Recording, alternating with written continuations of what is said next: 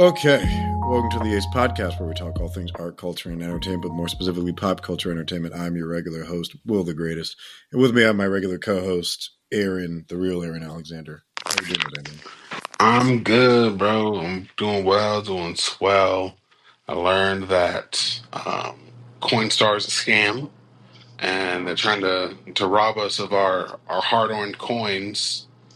I just had a piggy bank that was busting open because times are hard, and I went over there, and I'm like, "This is crazy. It's 12%, 12.9%, whatever your profits are." So I'm like, "Shit, I'll just count the shit myself and take it to the bank, and then get all my Right. money." So, but other than that, I'm doing good. It's been a little busy in life lately. I've been doing some caretaking, working more frequently, at least in the past few weeks, coupled with the caretaking.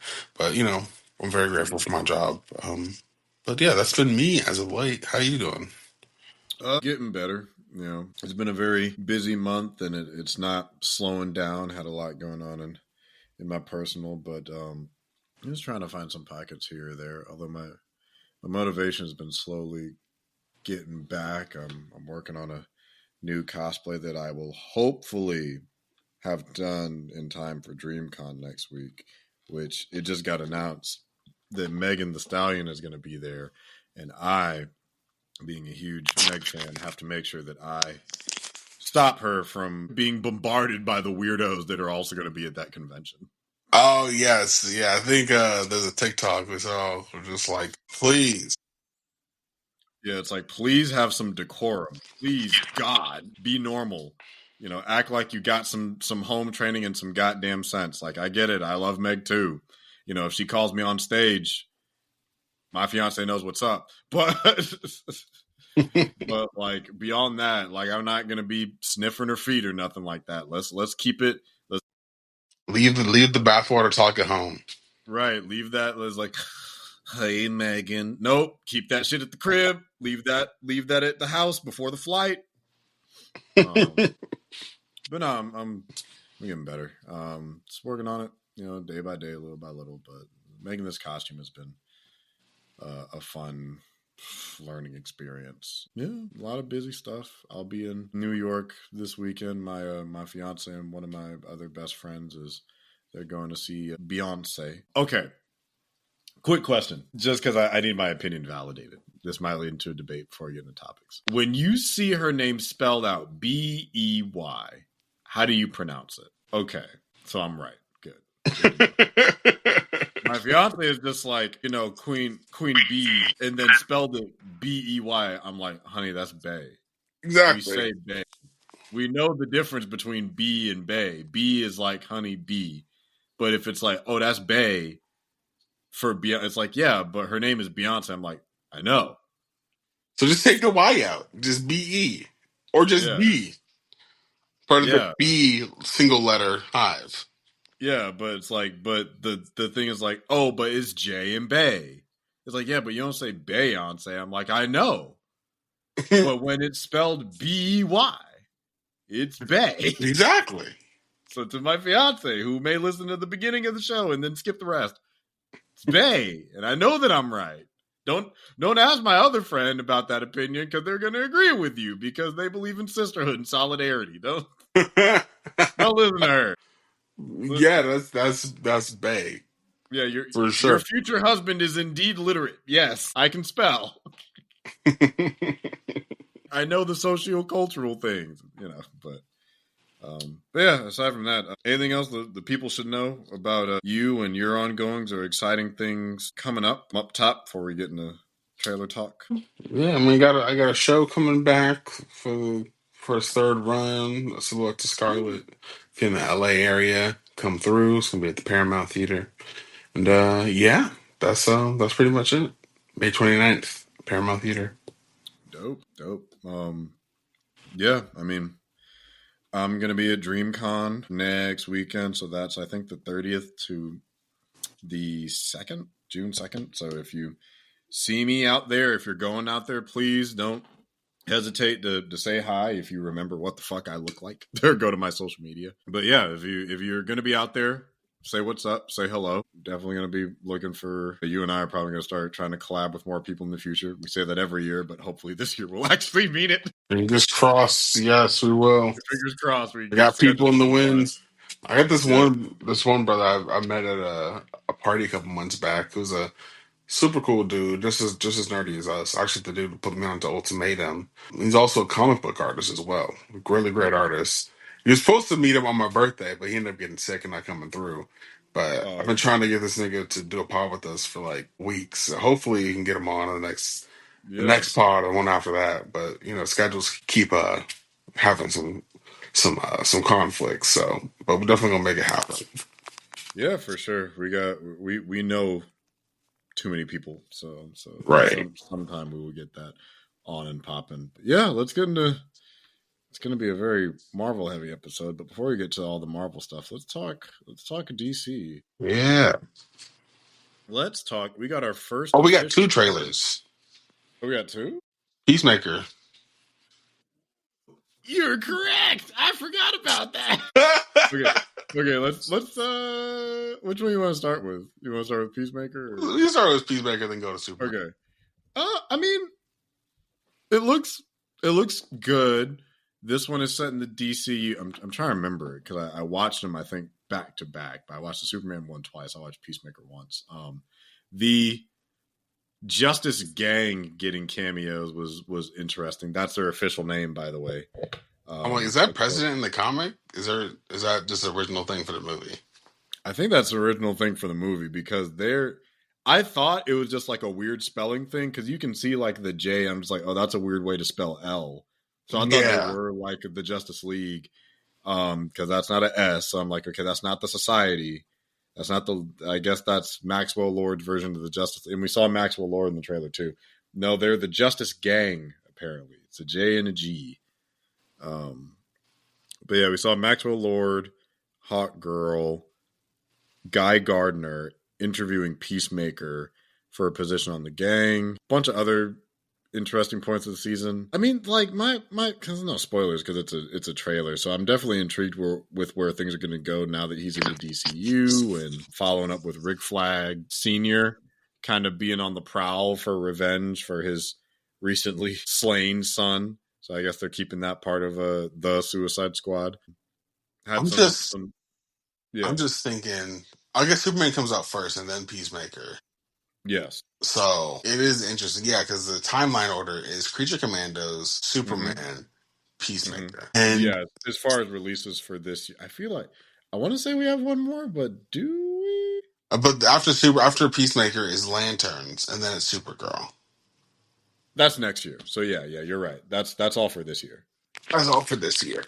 Yeah. So I think it's interesting that in the Peacemaker trailer they said that Rick Flag Senior is now the head of Argus. But I'm like, didn't we just see Amanda Waller as head of Argus still in Creature Commando? But then James Gunn wrote both of these things, so I'm like, okay, maybe we'll see it in the actual show itself.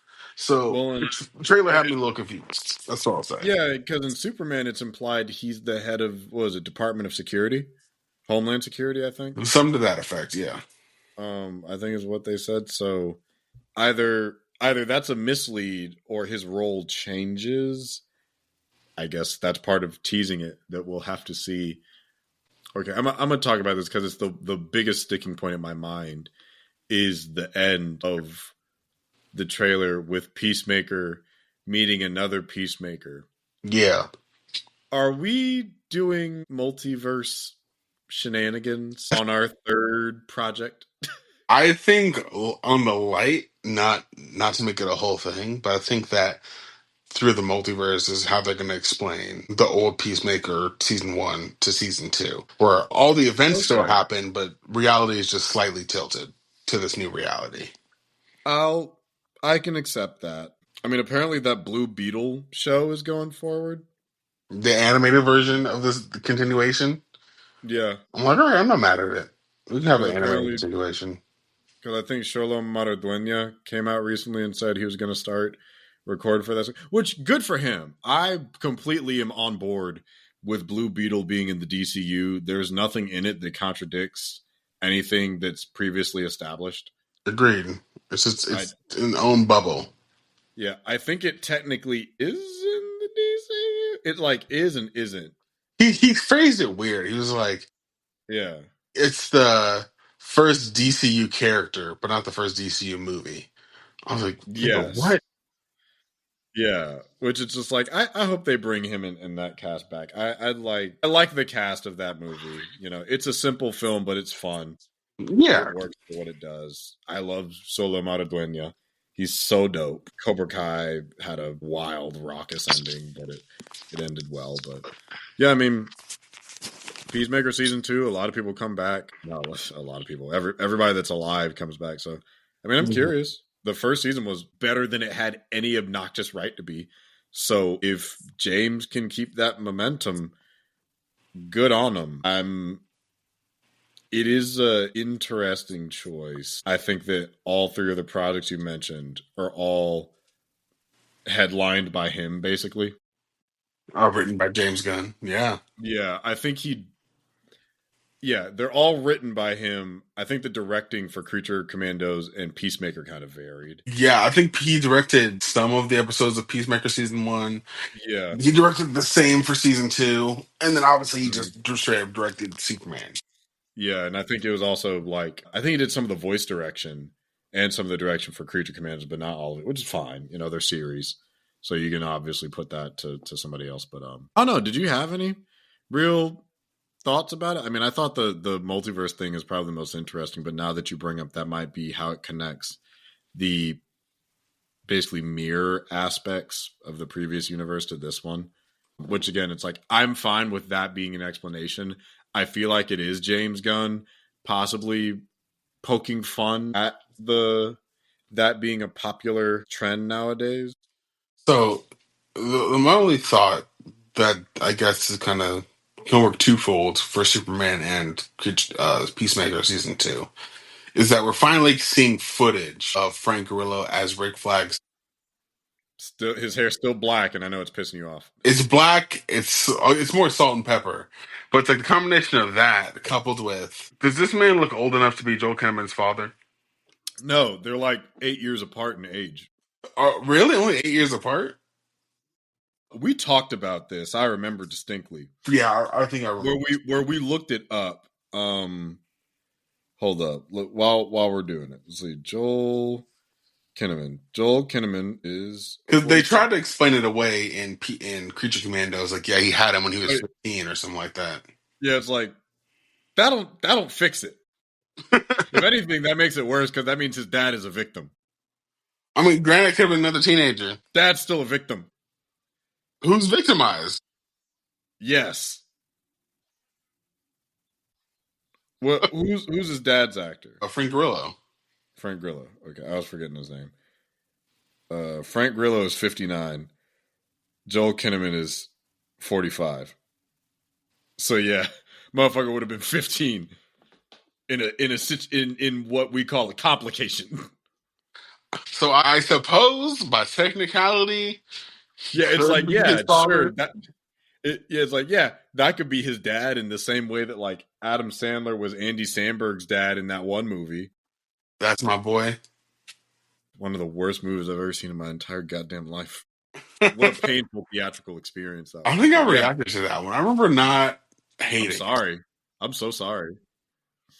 I That think you that have movie is a stronger form of feelings about it psychological than I do. torture. Suffice to say, I'd still probably rather watch That's My Boy than Mrs. March or Antebellum. I have not seen either of those movies. Good. They're hot doo-doo garbage. I think Mrs. March was one of the first times I realized that movies can be like terrible. I'm like, oh, this wasn't good at all. Why does that Mrs. man have no penis? Mrs. March. Never even heard of this movie. Mrs. March was a movie. This is a whole total derail for people that have the misfortune of seeing early 2000 or mid 2000 sex comedy. Yeah, Mrs. March is a movie from 2009 made by the team from Whitest Kids You Know. I'm not sure if you're familiar with that sketch comedy troupe. But yeah, I've heard Whitest of a Kids You name, but I Know. don't know if I've seen their stuff. They have a infamous sketch. They got a couple infamous ones, but one of the famous ones is of the guy who assassinated Lincoln because he was annoyed at him at the theater. And Lincoln's up in the rafters like, you have fucked up now. Now you have fucked up. You have fucked up. You fucked up. You fucked up. And they eventually shoots him because he's getting on his nerves. So if anyone remembers that skit, that's why, just kids, you know. They were pretty funny. Actually, one of them, I believe, is the director of Barbarian, Zach Kreger. Yeah. Oh, shit. Okay. Yeah, Zach Kreger, who was from Wise Kid You Know, he did Companion. He was a producer on Companion, my bad. But he has a new movie, that new movie coming out, Weapons, the one with the kids. Yes. I saw like a teaser for it, but not a full trailer. Yeah. Yeah, so he did Barbarian. He's doing Weapons. He was the director of Mrs. March, which is a hot piece of ass doo-doo garbage. Any actors out now? In March? Yeah. Craig Robinson. That's unfortunate. Cedric Yarborough. Hugh Hefner makes a cameo. Wait, is this the Playboy movie? Yeah. I vaguely remember this, now that you said it. Yeah, it's one of those long lists of forgotten comedies. Remember the fucking rated R Muppet movie? Oh, Happy Time Murders? Yeah, that's one I never saw, but it kind of came in. I didn't either. I wanted to see it. I'm Yeah, still waiting on them to do a Avenue Q movie like proper. That's the real rated R Muppets project. Oh. It was a Broadway play that was basically like, what if we did a R-rated version of Sesame Street? Now we have Avenue Q. But if you've ever heard that song, that it was all around the internet. It was like, the internet is for porn. The internet is for porn. That's Avenue Q. I do have, again, vague remnant memories of that. Yeah, you probably remember it from when we were in like middle school. Yeah. Most definitely. Okay. Yeah. So that I'm waiting for us to get a Avenue Q live action movie. That's what society needs to heal. I'm here for it. Yeah. But, just like Rick Flag Sr. needs to heal from having a son at 15. Yeah, I don't know. There's a like a men's group and some therapy that he has to go through to be able to overcome that. Someone like he threw himself into work instead. Yep. It's like, well, time to work for the government. Nah, man, sounds like a mental health crisis. Right. It's like I'm traumatized. I'm a young dad. I need stability. Time to go to the military. It's like, I mean, shit, I guess. They ain't gonna fix what's on the inside, but you'll definitely know how to, be organized and have your shit together on the outside. Right. It's like you have a stable job and career, but after that, you got more trauma to unpack. Yeah. When you done, it's like, oh yeah, doctors can only help the outside wounds. Inside wounds, you got to go to a specialist for that, called trauma informed cognitive behavioral therapists. Yeah. But, yeah, I don't know. Any other thoughts on Peacemaker season 2 before we go to the other DC project? No, I'm excited for it, and I look forward to talking about it when it's over, when it comes out. Yeah, music sounds good. James always is real good with the needle drop, so it looks good. I'm optimistic. Superman. I mean, it looks great. I'm intrigued. This is more of a teaser than yes, it is a trailer in terms of length. I think it does a great job in not telling me what the hell the plot of this movie is, because I still don't know. And I'm okay with that, because I think what it's meant is to be like, the premise is essentially, what does a beacon of hope mean to a modern, very cynical world, is what I kind of took from it. But nothing about explicit, like, narrative. Yeah, I guess the only narrative point is that Superman intervened in a war, and now he's getting into hot water for it. I think, based off the limited information we know, is that this is kind of, and just to extend on what you're saying, is that it looks like Rick Flag is working for the government. Ultraman and the Engineer look like they're also working for the government. So it's like, okay, how do government heroes operate versus how corporate heroes operate with the Justice Gang, Max Lord's Justice Gang. Yeah. And those two forces of state / country versus capital interest heroes operate juxtaposed to Superman, who is pure and autonomous. Yeah, you have the government issued versus the private sector versus just like the average everyday person, Exactly. which That's the I thing. think, It's going to be yeah, the angle. that's a really interesting point. I didn't think about it explicitly that way, but that is, I think, very, very relevant to it all. I like the color grading of it. I like how it looks. Corn Sweat is doing a great job at selling me on his ability to perform like Clark versus Superman as different. Okay, I got a bone to pick with this because the whole internet's been saying, "Oh my god, he's doing the voice change." I'm like, nigga, that's not what he's gonna sound like as fucking Clark Kent. He's having an intimate moment with Lois Lane. Of Talking to his course, girlfriend, he's like, talking with his girlfriend. They in close quarters. Of course, you know when you feel safe with your girl, you're gonna talk in a higher register. I don't think that's indicative of what his Clark Kent and the difference between Superman and Clark is gonna be like. I That mean, said, do I think he's going to do a higher voice? Yes, but yeah. again, he was already in close quarters because again, there's the three versions of Clark. There's Clark, there's Kal-El, and there's Cal. And Cal is who he is around his parents in Lois Lane after she Mhm. knows. Clark is who he is in Daily Planet to the world, and obviously Kal-El, aka Superman, is who he is to Mhm. the public. Yeah, I mean, I had no issue with it whatsoever. It's just like he did the gamer lean and turned into Superman. I'm like, yeah, that's how it should be. That's, I mean, if I was playing Superman, I'd probably do the same shit. You know, it's like in him get. I hate. I think I posted about it on Threads too. It is bewildering to me that in the span of like a little over a decade, the perception of Superman has shifted so significantly from this isn't believable. Who's gonna believe in like a blue goody two shoes with all the power in the world to why is he not this stoic pseudo god? And I'm like, dog, I'm not even I'm far from like the biggest Superman stan or shill on the planet. And I get the fundamental premise of nice guy that uses his powers to help people. Right? It's not rocket science. You know what's It's not funny? that deep. It's just empathy, bitch. Like, And the funny thing is, I feel like it took a show and the popularity of a show like Ted Lasso to get people on board with like, oh no, there's just gonna be we can just follow a guy who's kind and who's like is lovable. perish the thought. Sorry, I guess. Yeah, it's and that's the I need this movie to be great and to do great because, like, yes, politically things have been in the shitter for a long time, much longer than this current administration, although it's getting significantly worse.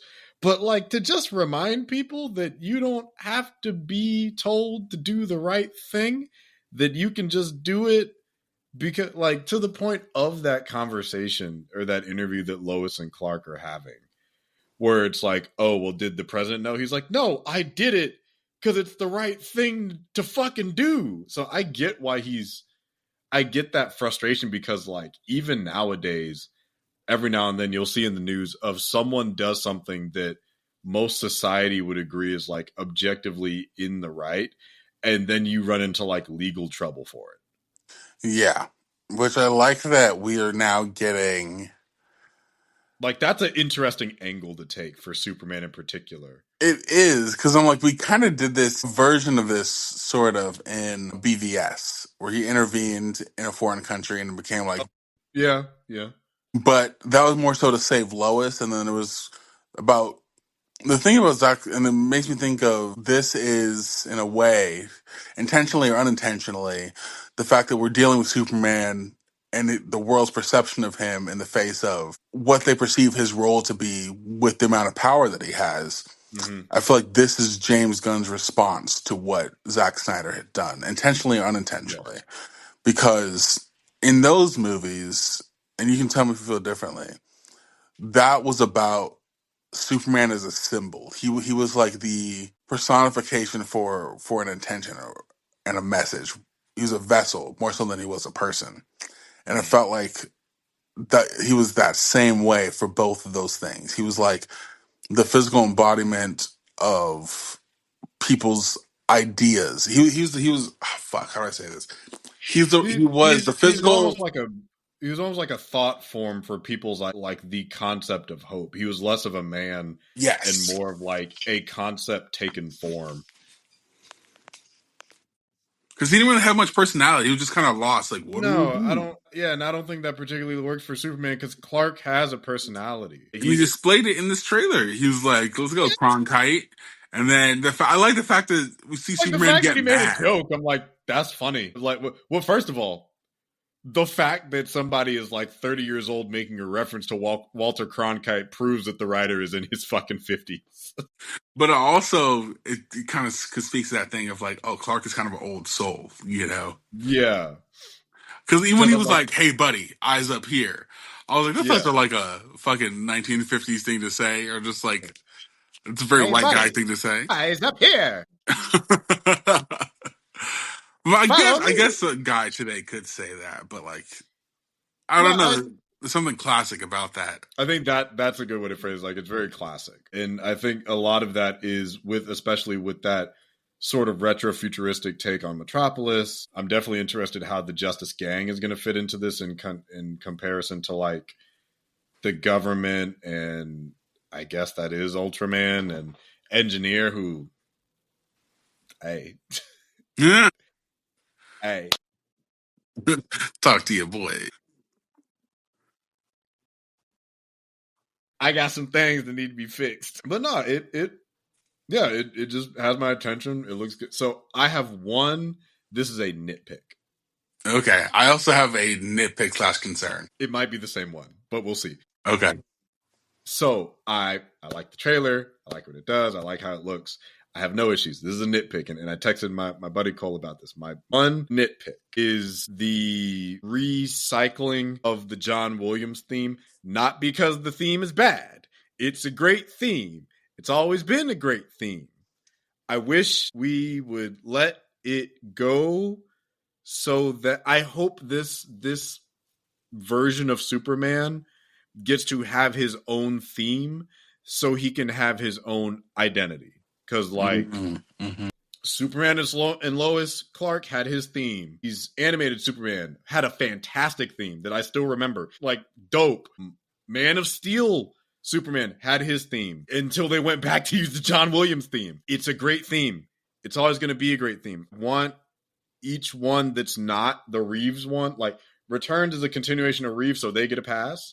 But it's like each Superman should get their own identity. Because the rest of the music in the trailer is really dope. But when I caught that it was building up to the John Williams, I'm like, John Williams is great. That's a phenomenal theme. I think it's John Williams. I could be talking out my ass. But I'm like, he needs his own iconic sound, whatever it is. And I think everything before it is pretty close to that. I'm like, this is great. This is dynamic. I don't want us to lean too much on the good faith of nostalgia because that's the exact tactic that they tried to do with Joss Whedon's Justice League when they used it then. So I don't want us to repeat mistakes, essentially. Now, granted, this is a vastly different tone, but I'm like, that theme is like, I get it. It's supposed to echo that period of the 70s of like the hopeful, the peak Superman, but it's like, this is a new guy with a new journey. I want him to do his own thing because when I look at Tyler Hoechlin's Superman, I'm not hearing the John Williams theme. I'm hearing his own theme. When I hear your boy from Smallville, Tom Welling, somebody save, like I hear that. Everybody should have their own theme. Man of Steel, Hans Zimmer theme. It's weird, but it's his, and they're all good. So yeah, that's what it is. So it's like I hope he has his own for himself moving forward. Like if this is just, I want this to just be for this trailer, and that's it because I feel it's a nitpick, but it's I'm like, don't let this be a sign of something. That's it. That's so fascinating because I feel like, well, one, we have different nitpicks, but two, Okay. I feel like we both got different things away from the music in the trailer itself because we have this natural cultural osmosis association with the Superman theme with Superman. The thing that was impressive to me about the music in the trailer was all the other parts that weren't directly that because it had this intensity to it. It had life to it. So I feel like it's going. I feel like I agree with you that Superman should have a theme that stands on its own. That said, the score itself, I feel like is going to have a lot more dynamics and a life of its own outside of, those traditional notes we know to be Superman. So I'm I excited for agree. the score as a whole, and hopefully it's not that one-to-one thing that we're fearing. So yeah, I'm excited to see the other flourishes and dramatic moments, the moments of life, levity, all that stuff by the time we Who's see the doing movie. the music for it? Now I'm curious. The thing that's concerning me, which part of me is like, just trust, this actor who you've seen before. But for me, it feels like performance wise, I feel like they're hiding Nicholas Hoult, and I don't know why. Interesting. Okay. Because I feel like Yeah, he you was see there. from He the had little like flourishes, like this a nigga might be line. crazy. Yeah. What'd you say? No, I was just remembering how much. Yeah, he's not in it a lot. He's not in it He's a supposed lot. to be because he's not the primary antagonist of this apparently either. Because the moments we do see him, he's like twitching like a smile of satisfaction, or he's yelling, or Mhm. he's making a stank face with a gun, or he's like twitching around. And then they had a weird audio cut of him in the trailer, like, "I won't accept that." And I was like, the way that they Maybe laid it's that the out just editing sounded so thing. weird to me. But I'm like, I'm sure it's gonna sound different in the movie because they gotta stretch it out and move shit around. But yeah, I'm hoping he's not like super twitchy and crazy. I hope he's like really calculated and smart. So that's my concern. I Right. feel like we haven't seen a scene of him talking like we did with Lois and with Clark, which I'm excited for that scene in the Mhm. trailer. Because do you know what James Gunn said before the trailer came out? About him being in that dingy apartment because he's a normal poor guy. No, I guess this is like we don't know the context of the entire thing, but this is Mhm. the piece of information that James Gunn himself has Mhm. shared. So I'll share it with you. Yeah, Is that conversation in the trailer is 10% of the movie. That's like a 12-minute conversation, a 12-minute scene of just Lois and Clark talking. that's really interesting. I'm fucking with that. That's really okay because I can see how that would play out. I'm really intrigued by that. Yeah, I'm like, damn, that scene. That was their audition scene, actually, and like that scene is gonna be Okay, 10% of the film. So I'm like, that's fascinating to me. So I'm excited to I'm see how that completely plays out. fine with that. I don't get me wrong. A Superman that like, flies, punches, and shoots lasers. Like, yeah, he has a lot of great action beats in the trailer. It takes a particular type of skill to be. It's who was it? I want to say, oh my god, I'm forgetting the.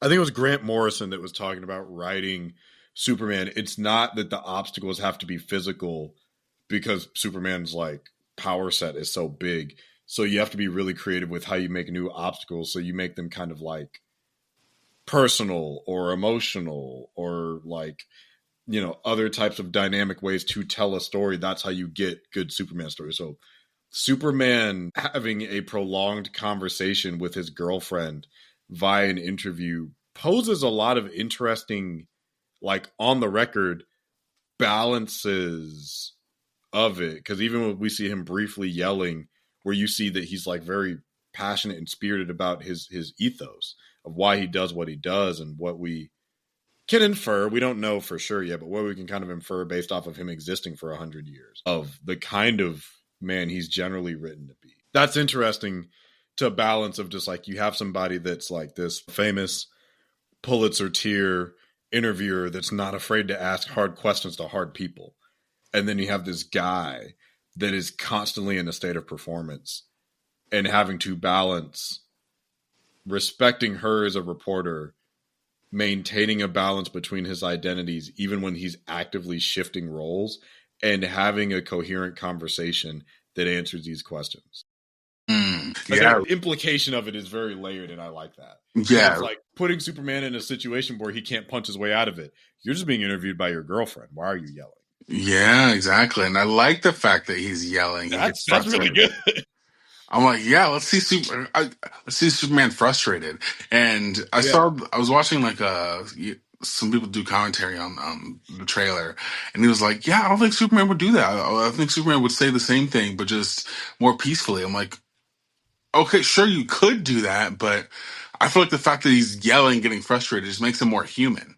Absolutely. He's not fucking Buddha, like, Well, and if he because is it's like Buddha, it's that's not.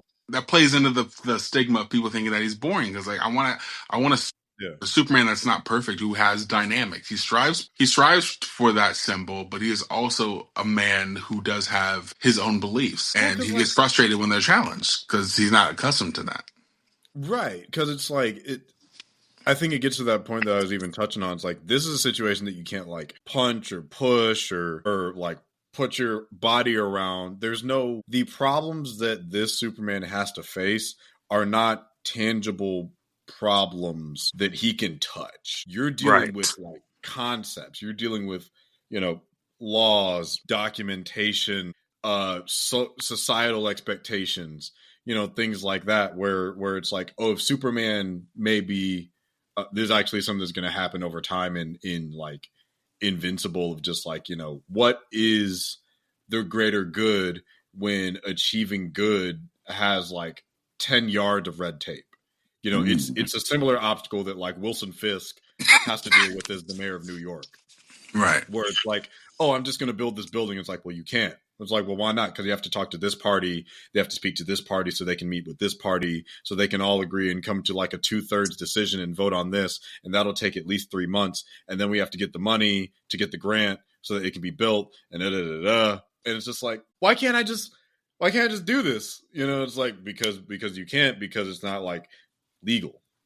So I think it's going to hone in on the vast ocean of difference between what is right and what is just are not the same.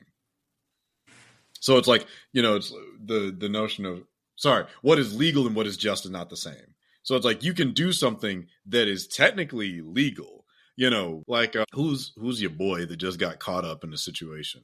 Shannon Sharp. Shannon Sharp is a man in his 60s, and he had, I believe, was it allegations of sort of sexual misconduct from a 19-year-old? Yep. And everyone's like, it's not illegal that she's 19, but it's weird. Yep. You know, it's like, it's morally dubious. Like you're in your 60s. You are closer to Social Security. She is closer to 18 than you are to Social Security. That's weird. Right. You know, so it's just like, yeah, that's not an illegal thing to do, but why would you choose to do that? You know, exactly. So it's like you look at a Superman and it's like, oh, you know, it's like, oh, well, you know, you might have caused an international incident by going over there and intervening in that war. It's like people were dying. I didn't think this would be a whole philosophical fucking legal debate over me going over and doing the right things. It's part of the recent run of Icon and Rocket. There's a plot line that I love that involves that where they kill the international drug trade and then piss off all the politicians that were in on the underground scheme. And they have to deal with that. So it's like it's a dope premise, I think, of just like, hey, what if doing the right thing gets you in trouble? Yeah. What do you do then? And I like the fact that this is a theme we're actually exploring, because when they were trying to do this thing in BVS, it got fucking all clouded up with fucking the Batman shit and then the Justice League shit they're trying to set up. So another thing I'm curious about is, how do you feel that the trailer and the movie is leading with the fact that Lois Lane already knows that he's Superman? I'm okay with that. I want more kind of in media res stories. I'm cool on having a whole ass another Superman origin story. We don't really need it. Like we get the premise. He's Space Moses. It's all good. I'm okay with them. First of all, I'm just happy that we get a Lois with actual black hair. It has been so goddamn long. Granted, we did have Bitsy Tulloch on Superman and Lois, and I still need to watch the last 2 seasons. That's my fault. But this girl, fantastic. Rachel Brosnahan, looks and feels like Lois Lane, which I'm happy. Yeah, it's not an impossible thing to do. Like, it's not like Amy Adams couldn't have done that. She just was not written well, right, or designed well. Amy Adams has range. Amy Adams can act the house down. They didn't give Amy Adams shit to do. They did, but she just didn't have that contrast, that bite, that wit, that humor wasn't highlighted because of the tone of the movie, of what they were trying to go for. Yeah, but it's like, if I look at Bitsy Tulloch, I'm like, this is somebody that would walk up to Darkseid wagging a finger. Like, I could see that from her. When I look at Rachel Brosnahan, even in that moment, like her ability to not coax, but kind of like poke the bear with like her words, because they're direct, like even from the little bit of dialogue that we got from the scene, they're it's like darts. They're like direct and swift and small, but you can't really like block it. It's like, well, did you consult with the president about it? It feels like a death by a thousand cuts is the vibe I'm getting from her. Yeah. Like, she doesn't seem like she'd be somebody to like kick the doors in, but she looks like she could whoop your ass in a conversation. Like she would go head to head with Lex Luthor and not flinch, where she'd be like, it's like, really, Mr. Luthor, well, tell us more about blah da da da da. Make him look stupid in front of his audience. Right. Really, really holding his feet to the fire, and I Yeah. think that's awesome. That's great. Yeah, man. I'm really curious about that one scene with him hugging in the window, where like some fucking actions happening in the background, and like I Mm-hmm. wonder if that. I imagine that that's going to play into the theme of whatever they're doing with Superman's role with the world. Another thing that I'm loving that they're doing. Well, first off, I'll answer the question myself. I really like that Lois knows this early, because with this being a story about Superman, the man, not the the ethos or the legend of the Man Yeah. of Steel. It gives Superman a confidant to bounce off of, because in Man of Steel he's largely alone, doesn't really talk to anybody, he's a loner. In the first Superman, he isn't sharing a secret with anybody. He's more of like an enigma, Mm-hmm. doing good. I think because he doesn't have somebody to bounce off of, it accentuates that Jekyll and Hyde hidden nature that he's kind of doing. But by allowing Cal to exist, that third side between the dorky Clark Kent and the heroic Superman, I feel like we get to the essence of who that guy is, especially within a romantic context. And another part that I'm really enjoying is that we have in his Superman era Ma and Pa Kent, and we Yeah. have a badass Crypto who like don't know how to behave himself. Because then it gives our story places to go. We get to see Yeah. Crypto go from a bad dog to a useful ally, and remnants of home for Superman. With Ma and Pa Kent, they give him guiding forces of Superman, but also gives us an opportunity, if they chose to go this route, to put Mm-hmm. Superman in a situation where he is not able to use his powers to stop Pocket from dying Mm-hmm. as he's Superman. And if they decide to go that route, or Ma can, or whatever they decide to do, but I think giving Superman room to grow from the start is a smart plan for if you're going to have a franchise. You don't fucking kill Pa Kent off immediately and have him being like the guiding force for his thing. He's there. He's present with Clark. Maybe they kill him off in the movie. I don't know, but I think it's a smarter choice to have both of his parents witness him and be in his life as Superman. Yeah. Yeah. Yeah. I think a lot of it, the themes are just like, hey, Superman has to take on problems that he can't punch his way out of, and I think that's what's going to make that interesting story of just like, don't get me wrong, there will be plenty of things for Superman to punch. Oh, most definitely. He has like at least Like, 4 or 5 things to punch in this movie. yeah, he's punching Yeah, like kaiju, he's Kaiju. punching He got an space. Ultraman. He got a fucking There's engineer. yeah, that golden. I'm forgetting the name of The the Hammer of giant. Baravia. Like he Yeah, gonna be punching shit. He gonna get his ass whooped too. yeah. I mean, I think that was another cool moment near the end of just him falling in the crater and the citizens helping him up.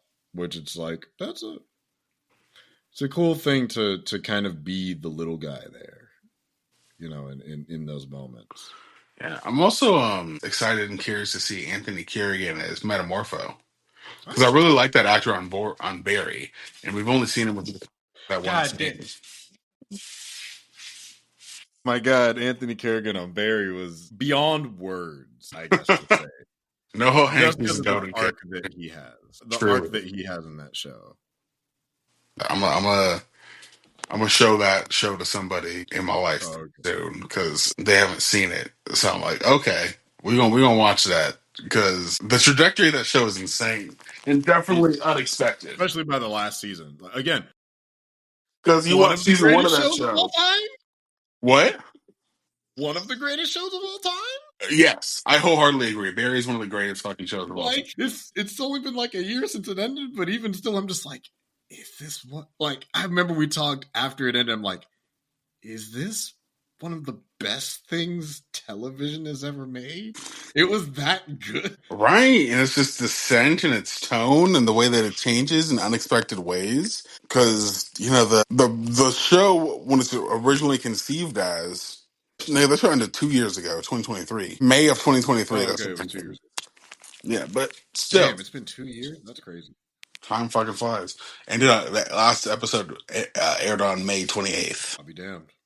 Yeah, a great finale. Had a 8.8 finale. Yeah, it's just one of the strongest shows. But anyway, Anthony Curian is phenomenal on that show. He's in every episode Yes, from start to yes. finish. And yeah, I'm excited for him to have a role like this. Metamorpho is a cool character, and Mm. see how they plays into the themes. And I'm gonna trust James Gunn because he's has yet to steer us wrong as a director on the TV front or on the film front. Mm-hmm. Yeah, I hope Nicholas Holt is a great Lex Luthor. David Cornsweet already looks like a great Superman. Rachel Yep. Brosnahan looks like a great Lois Lane. Yeah, we've got a month and a half left, Yeah, yeah. pretty We'll much. see how things shake out. Do we want to move? Okay, so we got two options. We can either go to the other movie that's dropping in July, or we can go to the project dropping in June after Juneteenth. Well, let's go. Which one do you feel like you have more to say? I don't know. I got probably the other July topic. Okay, let's start with Ironheart then. Okay, Ironheart, which I'm pretty sure Marvel got bullied by people, including me, drops June 24th on Disney Plus. It's burned into my mind because I was one of many people harassing them about this and trying to let people know. Because this is the shortest gap they've had between a show's release and a trailer out of all of them. I think the one it beat was Daredevil. Because they did zero advertising for it after, was it D23, I think, or whatever recent. Bro, I saw footage for this movie in 2022, Yeah. and they're just now releasing it, which Yeah, is just insane. like I think it was CinemaCon or something like that they showed. Not CinemaCon because that's movies, but something recently they showed it at like a panel. They showed a different trailer. I hate when they do this shit. Just drop the actual trailer, like the main one you use because the music's usually better. But we got an official trailer for Ironheart. Finally, we're getting a 3-episode first drop and a 3-episode second drop. Insane, Which disrespectful as hell. Like, why they gotta it's do our annoying. girls like that? Did Echo the same way? Like, they Yeah, dropped Echo all at once on Disney they Plus gotta go all at and once, which is Hulu. worse. At least this one is getting like 2 separate days. But I'm like, dog, they had so much shit they could have used to market this. One, it's proximity media, which is Ryan Coogler. He's an EP on the show. Mm-hmm. So Sinners is doing gangbusters right now. You did, and they're just like, oh, from the director of Black Panther 1 and 2. I get that it's a WB property. You could have said, and Sinners. Everyone's seeing Yeah. Sinners. Everyone's loving Sinners. Sinners is so good that, like, the bitch critics that talk shit, the, like, crazy conservative motherfuckers, they can't say anything about it. That's how good it is. It's beating Damn. racism, which is part of the point. Wow. Whole That's separate topic. wild. But you'll understand when you can see it. That's why I'm not going to say any other details about it. But it's fantastic. I've seen it twice. Probably going to see it a third time, which says a lot because I don't rewatch shit. I very Right. rarely rewatch shit. Usually the shit I rewatch is some of my favorite things ever. But this is up. That's up there. But yeah, just like going back to Ironheart, like it was fun. I'm interested. It seems like it's a nice smaller story. Like Ironheart was a character. Riri Williams was a character I quite liked in Wakanda Forever. As somebody that's read several of her books, I read her most recent book. It was not good. It was Oh not good at no. all. The Oh art no. was mid.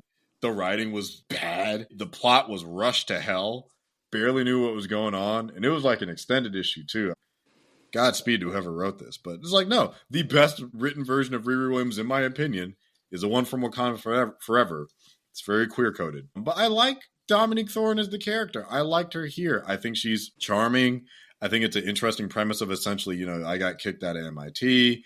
I need to get this money. I'm low income. There is a plot line from her origin that it looks like they're keeping from her comic. I kind of wish they hadn't. I won't say it until after the show drops, but it has to do with so you know how Tony has his has had Jarvis and now he has Friday, his Mm-hmm. helmet. It has to do with Riri's version of that. Oh, okay. Interesting. Because I know that Tony was like an AI in that at one point for Riri. I Yeah. like that. So I'm like, okay. I don't think they're gonna do that because RDJ is expensive. No, not no. They but all that budget went to the VFX, and God bless them because it looks really, really good. Yeah. It's like it looks, it's like it looks fun. Anthony Ramos is playing the Hood. He looks, solid for. It's like I'm curious as to why they picked the Hood, but Riri also doesn't have a huge rogues gallery. Aside from like the only one that really comes to mind is like her biological dad.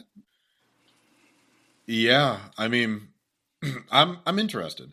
Like making it a heist show, I think is interesting. We see a couple different suits. Alden Ehrenreich is there. No, I think it looks good. I'm intrigued. I'm definitely going to give it a watch. I think everyone should give it a watch, give it a chance. This is how we get more projects like this. This, Ianu, Sinners, Black People We Up. Yeah. But no, it looks good. I fucks with Dominique. She's a very talented actress, so I'm curious to see where it goes. I'm more so curious what the hell they're going to do with the Hood, especially since Mephisto's supposed to appear in this show, which is an interesting choice. Yeah, as Sacha Baron Cohen, which I'm like, okay, interesting. Mm-hmm. Yeah, I'm curious about it. The trailer didn't blow me away, but it did intrigue me. Also, I liked her a lot in Wakanda Forever, and I think they're doing the show dirty because I Yeah. remember being at and that was the same day they announced the cast for Thunderbolts, and they showed footage of Ironheart that same day before they even put camera to before they even shot a frame of Thunderbolts. Yeah. This was coming out, so I was like, okay, something must have went wrong. They must have not been happy with it, or they didn't believe in the project. So hopefully, whatever issues that they perceive there to be have been fixed, Yep. and I look forward to it. I think it'll be fun. Yeah, yeah. I mean, I am happy because I believe I read somewhere that Marvel's VFX team has a new standards of precedent moving forward that like reimburses them for overtime, grants them fair wages and stuff like that. So I'm very, very happy for those of those staff because that's something that like we as fans have been talking about. It's like, hey, give these people more time, let them cook, such and such. So it's not. I believe they have a new standards of practice going through. And so hopefully some of them got to execute that on Ironheart, but it's like, was greenlighting this show so fast a bold choice? Sure. But you can't get new things without trying new things. Like when she showed up in What If and got her own episode, I'm like, that's cool. I thought they were gonna do Superior Yeah. Ironheart. I'm like, that'd be fucking crazy, but they didn't go all the way there. But I liked her episode in the show. It was nice to see her back in it. You know what it is? I think that this is the last. Sadly, I think this is the last remnants of the Chapek era, and I feel like they Yes. just want people to forget about the Chapek era, which is why they're trying to like release it in the way that they're doing. Um, I but so was fucking Captain America 4, Well, and so was Agatha all along.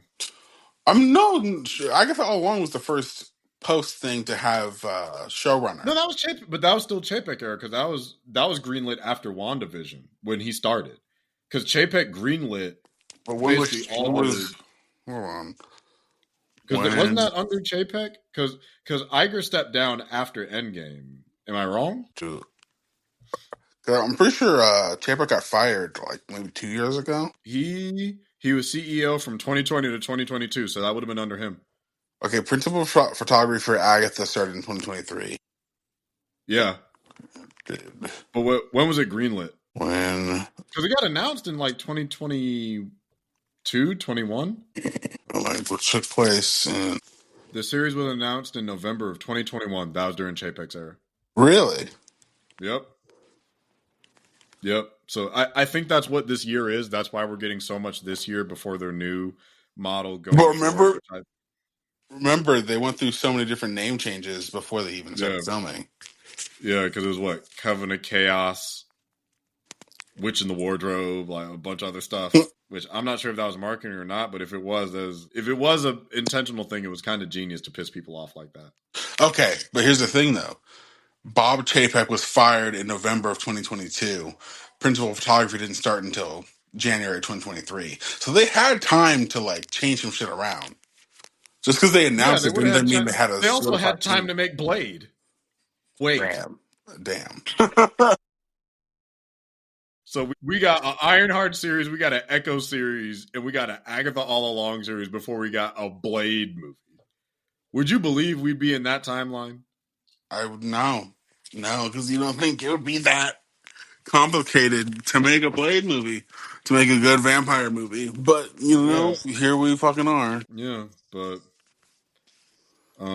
yeah, it was like Ironheart. I mean, it looks solid. I'm excited to see the directors they get for it and everything. Uh-oh. What happened? Oh, okay. I thought the camera cut out, but I can still hear you. I didn't know if the sound cut out, but no, it's like I'm excited to see the directors teams they have for it. See how it shakes up. But this is definitely, I fully agree with you. I think this is the last year of the Chapek greenlit projects.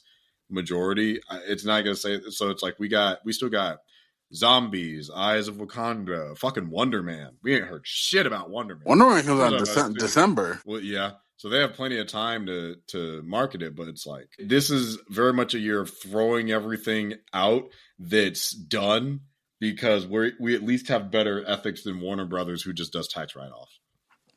Yeah. At least that's what it seems like so far. Yeah. But yeah, hopefully it's of quality from here on out. Fantastic Four seems like it'll be of quality because Kevin Feige was talking about how he was excited for the Fantastic Four before Captain America or Thunderbolts came out. I'm like, damn, you just said fuck those projects. The He said like, yeah, I know I got 3 or 4 projects coming out before this, but this is the thing I really want people to see. I'm like, okay. But granted, I think so maybe part of that is because there's already been a few bad versions of that, and this is the MCU's first time. No, I guess it's not. I guess their second time rebooting something that's already been established in pop culture. So here's another fun fact. Apparently, Ironheart is the last TV series and the end of Phase 5. What? Yeah. So it's ending with Ironheart, so let's hope it goes out well. Okay, what is so Fantastic Four is the first thing in Phase 6. I guess so, yeah. From the looks of it. The show has a very good cast. Why do I know her? Why do I know her? Yeah, straight up, Fantastic Four is the beginning of Phase 6. That's just insane. Mm. Okay, all right. Oh That's the wow. thing, though. It's like I feel like after Endgame, they should have abandoned the phases thing, because by saying things are in certain phases, it implies that everything in this era is leading up to the end of whatever this era is going to be. Because I feel like that was the case for phases 1, 2, and 3, but 4 and 5 didn't really play a part in the leading into phase 6. I'm of two minds. I think it's a case of like that is the overall theories that one should lead to the next while incorporating some kind of new into it. I just think the issue is that with the pandemic and everything, a lot of plans got derailed. There's like the shift to Chapek, the experimentation with television, losing Chadwick Boseman. I think all the big stuff that happened in the basically I'd say post Endgame to about 2022 of figuring it all out is what kind of derailed the initial plans, the Jonathan Major situations, obviously. So I don't think it's that they didn't have a plan. I think the plans got derailed by a lot of outside factors, and they basically had to pivot in real time. And so now it feels significantly more disjointed than what it maybe could have been. I was wondering why that. So the first episode is written by Chinaka Hodge, and I was wondering why her name seems familiar. She's done a lot of like poetry. She's also like a poet. She's done a lot of work with a rapper that I know, who I don't know if you know, rapper poet Watsky. I don't know if What? you remember that. She's been to, wait, what was she doing, Watsky? She was a singer, guest rapper, and writer on several tracks with Watsky. Oh, interesting. Yeah. And she also worked on the Snowpiercer TV show and something called The Midnight Club. Oh, it's a Mike Flanagan project. So, so she's the head writer for this. And she wrote the pilot and the finale. Who's directing it? So I For think the Ironheart? show, yeah. Oh, okay. I think all of the show is like it's BTS is primarily black women. Okay, that's I could awesome. That's very cool. Yeah, so the first 3 episodes are directed by Samantha Bailey. 4, 5, and 6 are directed by Angela Barnes. Yeah, all the episodes. Oh wait, I think there's one. There's a black male writer, Amir Suleiman, who wrote episode 4. 1, 2, 3, 4, 5. 5 black women and 1 black man are writing the show. Head run by a black woman, Shanaka Hodge, and 2 black women are the lead directors. So it's 6 episodes, but that's very cool from like a production standpoint. Yeah, I think so. I think that's great. Yeah, so that's cool. She wrote. One of the writers worked on She-Hulk. I don't know what episode of She-Hulk. I'd have to look that up further, but no. I'm definitely very interested in the series. I think people need to give it a chance, give it a shot. I mean, it's my favorite interpretation of Riri. I very much like the character. So we'll see. The VFX look very, very good. So I'm excited to see how that shakes out. Yeah, same. Yeah, I think it's, let's give it a Yeah, shot, black women doing support the it. composition too. I'm sorry to cut you off. What were you saying? No, I just think that it's cool. I just wish, they would stop dogging both from a writing and marketing perspective Mm-hmm. of, women of color. And I use that, beyond black women, because we got Echo, her series was fucking dogged and, released Yeah, all at once. It was yeah. a Marvel Spotlight, which has never been used before or since. And then Wow. She deserved. I still haven't watched the show, but I will say she deserved better. I watched it just in preparation for Born Again. How was it? It was like, It was straight. well, that's the thing. I watched it as I was in the midst of my binges of the Disney or the Netflix shows of Marvel. So by comparison, it was fucking dog water. But I Yeah. appreciated the the setting, and I appreciated the historical things they were trying to do with her character, as far as implementing her heritage into her power set. Yeah, So I mean, I I think had that never was seen it. no Native American superhero show, so I give it that much respect for what it is from the episode and a half that I watched of it. I'm gonna go back and watch it for sure at some You point soon, for sure. I you got a can. lot of things to catch up on. I still got to catch up on Andor, and that's done. I gotta watch Black Andor. Widow. Period. Yeah, that too. I'm on episode 2. I'm on 2. I'm finally on episode 2 of Andor, Season 2. season 1. Yeah, about there myself. Even Not Here is great. I'll sit down and watch it eventually. Yeah. I've heard it's amazing. Like apparently, like one of the best, if not the best, Star Wars series. I'm like, for sure, I believe it. I'm all for like the leftist politics and whatnot. Fight the power. I'll get to it. No, literally. That's great. I appreciate you. I still haven't watched Ahsoka or Skeleton Crew, which I hear Skeleton Crew is actually good. Well, that's good for people that wanted to watch that.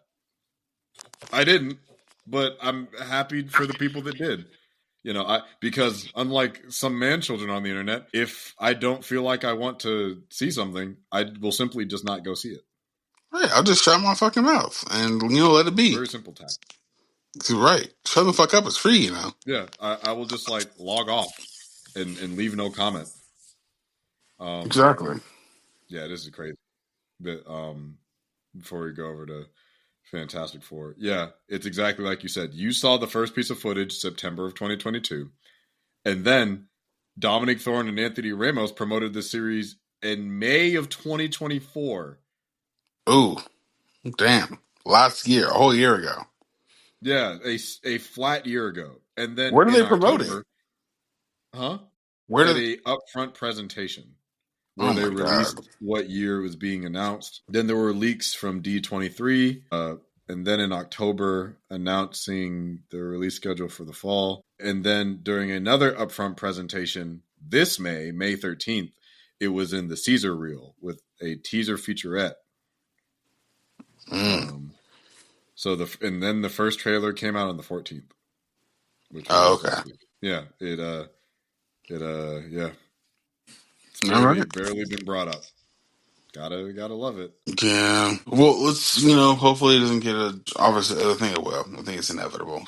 She's a black woman, and it's like another take on something that is Iron Man esque, even though it's not Yeah, a direct thing of Iron Man. So people are gonna have their opinions come out of the woodworks as they usually do. But yeah. that's all we can do is support it. Show up, let people I know how we will. feel, and I will be there. I'll be there day one. I'll watch it as soon I as it mean, drops. proximity media. Ryan Coogler's production arm has not let me down yet. It's like I don't have a reason to doubt him thus far. Like for me, he's at a pretty. I still haven't seen Fruitvale Station yet, but so far he's 4 for 4 with me. Hell, I like Judas and the Black Messiah. I like Space Jam 2. I still need to see Creed 3. Oh yeah, that dude is good. Would you say that Sinners is your favorite Ryan Coogler movie? Yes. Oh damn, that is high fucking praise. Yes. Nick. More than Creed 1, more than Black Panther 1 and 2. Yes. Okay, shit. It's one of those things where I'm just like, this man has a power to him. It's like, wait, if those were the movies you like that were like adjacent to franchises, and I really fuck with those, and I to an extent kind of love them. I think they're real good to great. And then this is you doing your own thing. I'm scared of how powerful you are, nigga. I was really truly not hip to your game. Right. If one, like, because all we really have is, based on a true story, comic book adaptation, a spinoff of another character. Yeah, and the And this is the spinoff. first thing that says wholly original. Yeah. Like this is your first wholly original thing. It's doing gangbusters. You brokered a deal to get the rights back to it after 25 years, which is insane. Right back to Sinners? Yeah. Oh, fuck yeah. He brokered a deal with Warner Brothers. He gets the full I believe publishing rights for it back after 25 years. So in 2050, it's all him. It's dope. I think he also got final cut on it too for the editing. Wow. So I obviously haven't seen the movie yet. Do you think there'll Yeah. be a Sinners 2?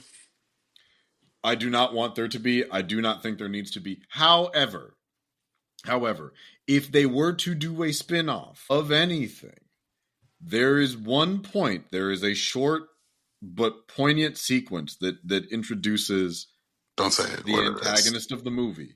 Okay. I'm being very, very broad here. Nothing that's going to spoil anything for you.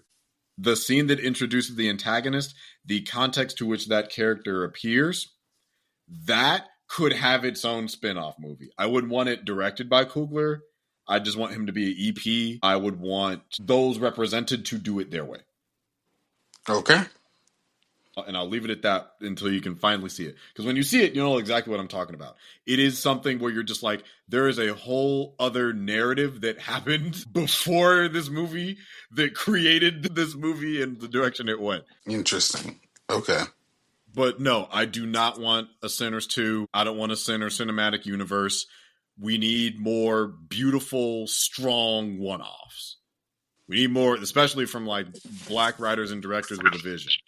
Hopefully one day I can be one of those. But like until that, like watching it, like it's the music is so good.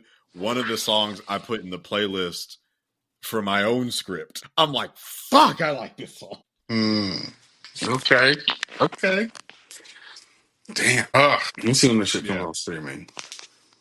Yeah. So it's I think it's very, very strong. I would be. It's to a point where it's like I'm having so much fun with like the discourse in and around it. I just haven't watched any reviews of it. I'm like, I want to hear anybody else's opinion. I'm being a petty child, and I'm like, I don't want to hear anybody say things that they didn't like about it or things that didn't work about it. The only thing that I just looked it up when it's going to be on VOD. The only thing Google says is Ryan Coogler's Sinners will be on VOD on June 3rd, 2025, according to a post on Facebook. I believe it goes to DVD in July. Well, sometimes I guess physical media is So dying. the VOD should be before that. Yeah. So I'm hoping it's going to be before I leave for Ohio. Because I do Yeah, really want to see it for the channel for yeah, for rejects, but I also would hopefully like to see it in IMAX before. yeah, man. Yeah, you got, I think I did see it in IMAX out of sheer coincidence the first time I saw it. I'm wrong. Joke's on me. It doesn't come out on DVD until December. Oof, Is it December? that's I don't crazy. It's know. just still coming out on DVD. Wait a second. Wait a second. No, That's this is like July 22nd. Okay, it's what the hell? What the hell? what's the Deontay? Digital HD. Okay, Amazon. It's saying, yeah, it's saying June 3rd. Hell, I hope so. I hope so too, because that's 2 weeks from now. You can do that. Might as well be in Yeah, theaters in 2 weeks. for sure. But yeah, anything else on Ironheart before we talk about Fantastic Four first FIFA? No, I'm ready. I'm ready for it. Okay, yeah, we also got our first, I believe, official trailer for Fantastic Four First Steps. I mean, it looks very good. It's kind of a stark contrast to Superman, where it's like I like the retro 60s is a different type of retro futuristic 60s ish aesthetic. It looks good. It teases a lot. Shala Ball opened a door that I now can't shut. I'm scattered about myself. Also, in the time between this two, we got an official look at Galactus, and he looks fucking incredible. Oh I yeah, don't know if you saw those pictures going around. I did. Ripped off the page. That looked great. It It was phenomenal. it's kind of crazy how much he looks straight out of a comic book. Mm-hmm. But no, the trailer's very, very. I'm trying to think like how to describe it. Like how they get the characters in the snippets that they show, I think is very impressive. The music is beautiful. The VFX look good. We get our first visuals of Reed stretching. Reed, I give her what she needs. Richards, doing what he does. You know, who's your boy? The British guy playing Johnny. It's like get an interesting note of how where they're taking his character. I'm intrigued for how they're directing Eben Moss Backrack because I think I just so much associate the Thing with sounding like Michael Chiklis that when he just sounds like a regular dude, I'm like, oh, I guess not his vocal cords too. Because like if I look at the Thing as a big rock monster, you know, my first thought is going to be, hey, yeah. You know, it's this clobbering time. Like, I think he sounds like Rocky Balboa in my head. No, You yeah, know? and I think the adaptations of that, him sounding more gruff and New Yorker, is what we're really accustomed to. So for him to sound like Evan Moss Backrack, I'm like, this is weird. But hopefully, Yeah. we get accustomed to it over the course of the movie.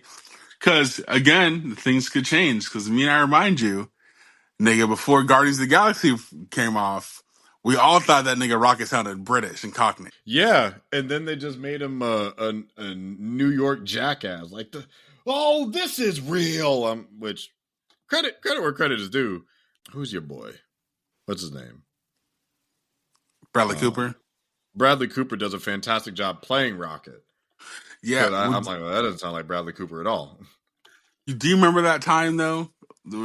First of all, were you of that? Because I remember Marvel vs. Capcom had him with a Cockney accent, and so did Avengers: Earth's Mightiest Heroes. Yeah, because I remember it from clips I saw of because that was my first time seeing the Guardians when they announced the movie. I'm like, who the fuck are these people? And then I looked, I'm like, oh, and then I saw the clip from EMH. So I definitely heard him, but it's like, I don't know. I also didn't expect his voice to be that gruff when he had the Cockney accent either.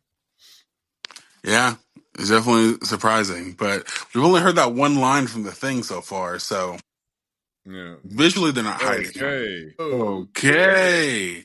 Just needs a little zip. But the interesting thing they did reveal in this new trailer is that it looks like they're doing Franklin Richards. Looks like we're going to get a little Franklin, which Man, is interesting that they're man, starting if him you off as hoes are in parents. trouble, we I, get Franklin Richards. Oh, bitch, I'm scared.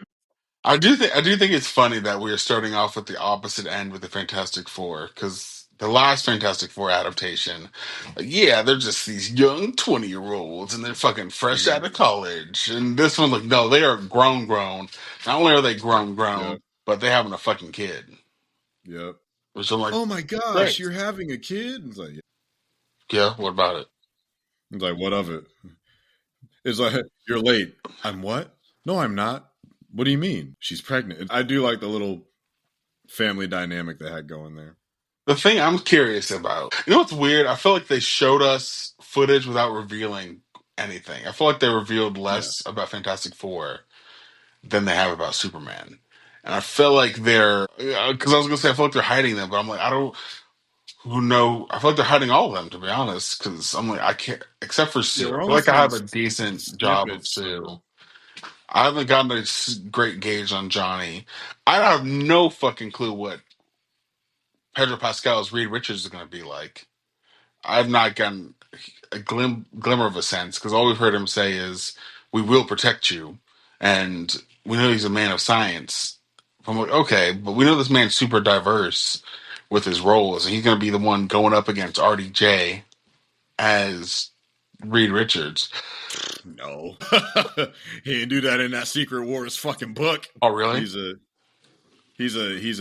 who be it was definitely the Avengers that I'm trying to remember how that book fucking ended. Cause like where it is just like Doom takes the Fantastic Family, including Franklin and Valeria, and then like I think banishes Reed to some shit. Oh, damn. I can't remember how they beat him because that book came out 10 years ago. The new Secret War, not the old Secret War. No, yeah, the new Secret Wars with God Emperor Doom, which I'm pretty sure is the one they're doing. That's right. Because that's when Black Panther got the Infinity Gauntlet. And it was very cool. Shit, that is cool. Yeah, yeah. Yeah, it was a lot of cool things. You know, Thanos got his spine ripped out. It was all fun. Shit. Oh, no, okay, Mr. Fantastic was okay. I fucked up. My apology. Mr. Fantastic did take on Doom at the end of 2015 Secret Wars, Hickman Secret Wars. Look at the DM I sent you on Instagram. Tell me how you feel about that? I kind of dig it. It works surprisingly even better than the top one. I like the bottom one. Just looks like Pedro Pascal at an award ceremony. Like, I can do a fuck one. Yeah. Also, does it bother your aesthetic brain that Mr. Fantastic is the only one that doesn't have the white color? Like, look at the costumes all together. Wait a second. I think you're gonna make me upset. God damn it. Did you not notice before? No, I didn't. I knew they were all different.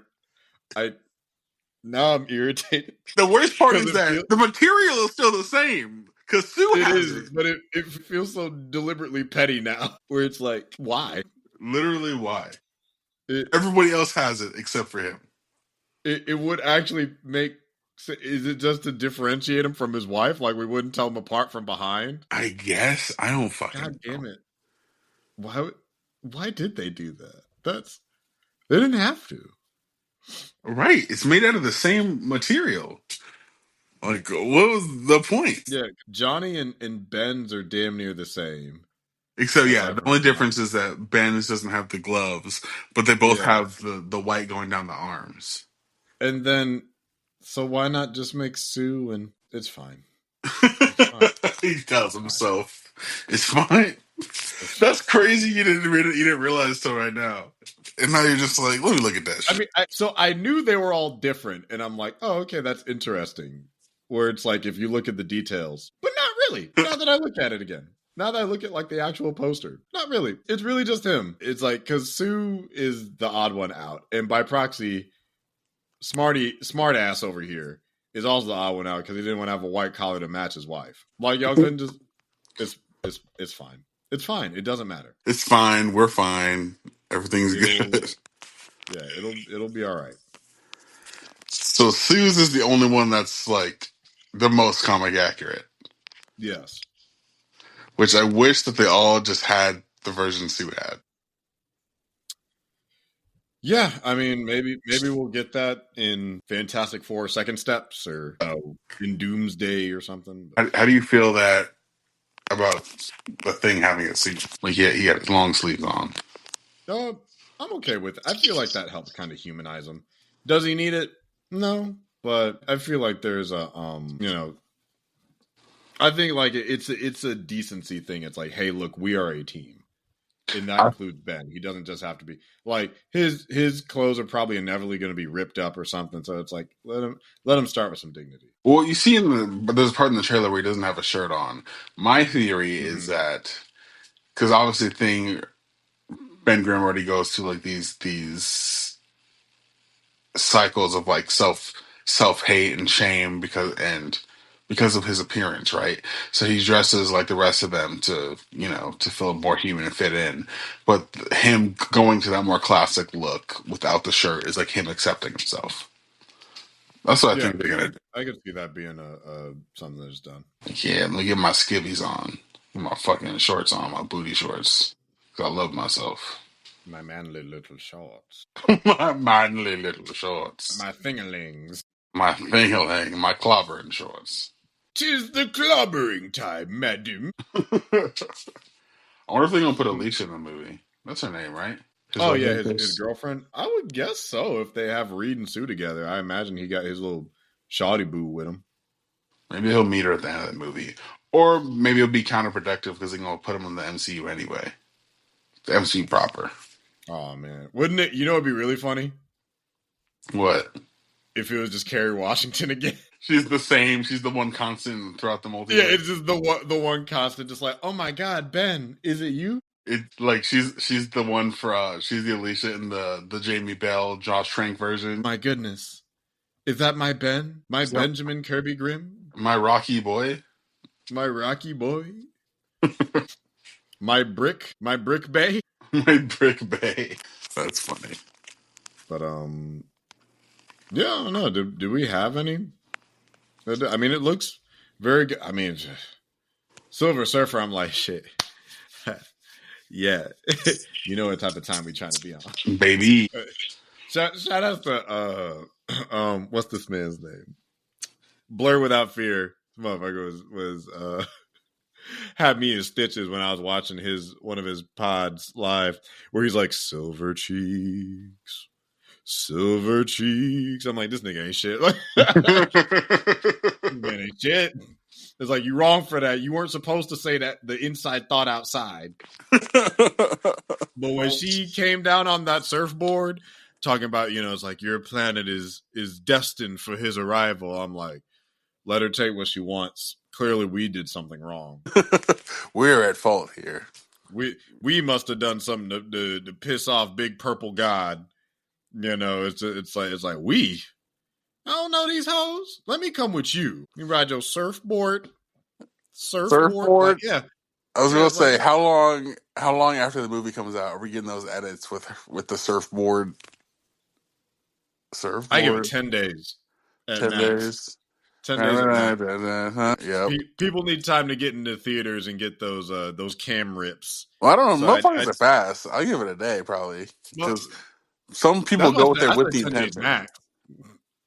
I say 10 days at most. We get that surfboard edit with like the fast, slow edits of her just like coming down at different angles of the board. Yeah, I know exactly what you're talking about too. But yeah, it's like I don't know, man. It's like, here's the thing. I wasn't bothered at all with the not recast, just the casting of what is her name? Not Julia Stiles. I know her first name is Julia, but I know who you're talking about. Yeah, I just had the shit in my name. I'm so annoyed. Julia Garner. Like I had no opinion. I'm like, cool. I'm not any sort of I almost called him Norman Reedus. Norn Rad like allegiance. I'm completely fine with like a woman as Silver Surfer. But then I saw CGI Silver Surfer. CGI Shalabal. I'm like, okay. They had intentions. Now we're cooking with They gas. had thoughts. They had. They had they were sitting in there in the concept room. It's like, look, you already had, Rise of the Silver Surfer, where we had we had silver man cheeks. You already had that in peak human physique. Now we need silver woman cheeks to balance the scales. Oh damn, she was in Wolfman. Oh yeah, she's the wife in Wolfman. Wife. Yeah, she's She's Wolfman's wife. I saw I'll that be from the damned. She's trailer. 31. A child bride. What? A child bride. She's 31. Me and Wolfman, the new one that just came out. I know. I'm fucking around. She's too young to be married. She's 31. Crazy. She's a year older than us. Yeah. Wild. Made my spirit turned. Oh, she from New York? Why? I think she was British. She got one of those British faces. She looked like she'd have some sort of accent that's from over yonder. What? She's married to the lead singer of Foster the People? Oh, Huh. what? Huh, interesting. Well, good for her. She's been in nothing I've seen except for Robot Chicken. I've seen the hotel one. There's one in there about like a they're like staying in a hotel in Australia. I don't remember what it's called. I will Yeah, let you I know. haven't seen. Yeah, I Julia haven't seen it. But Gardner.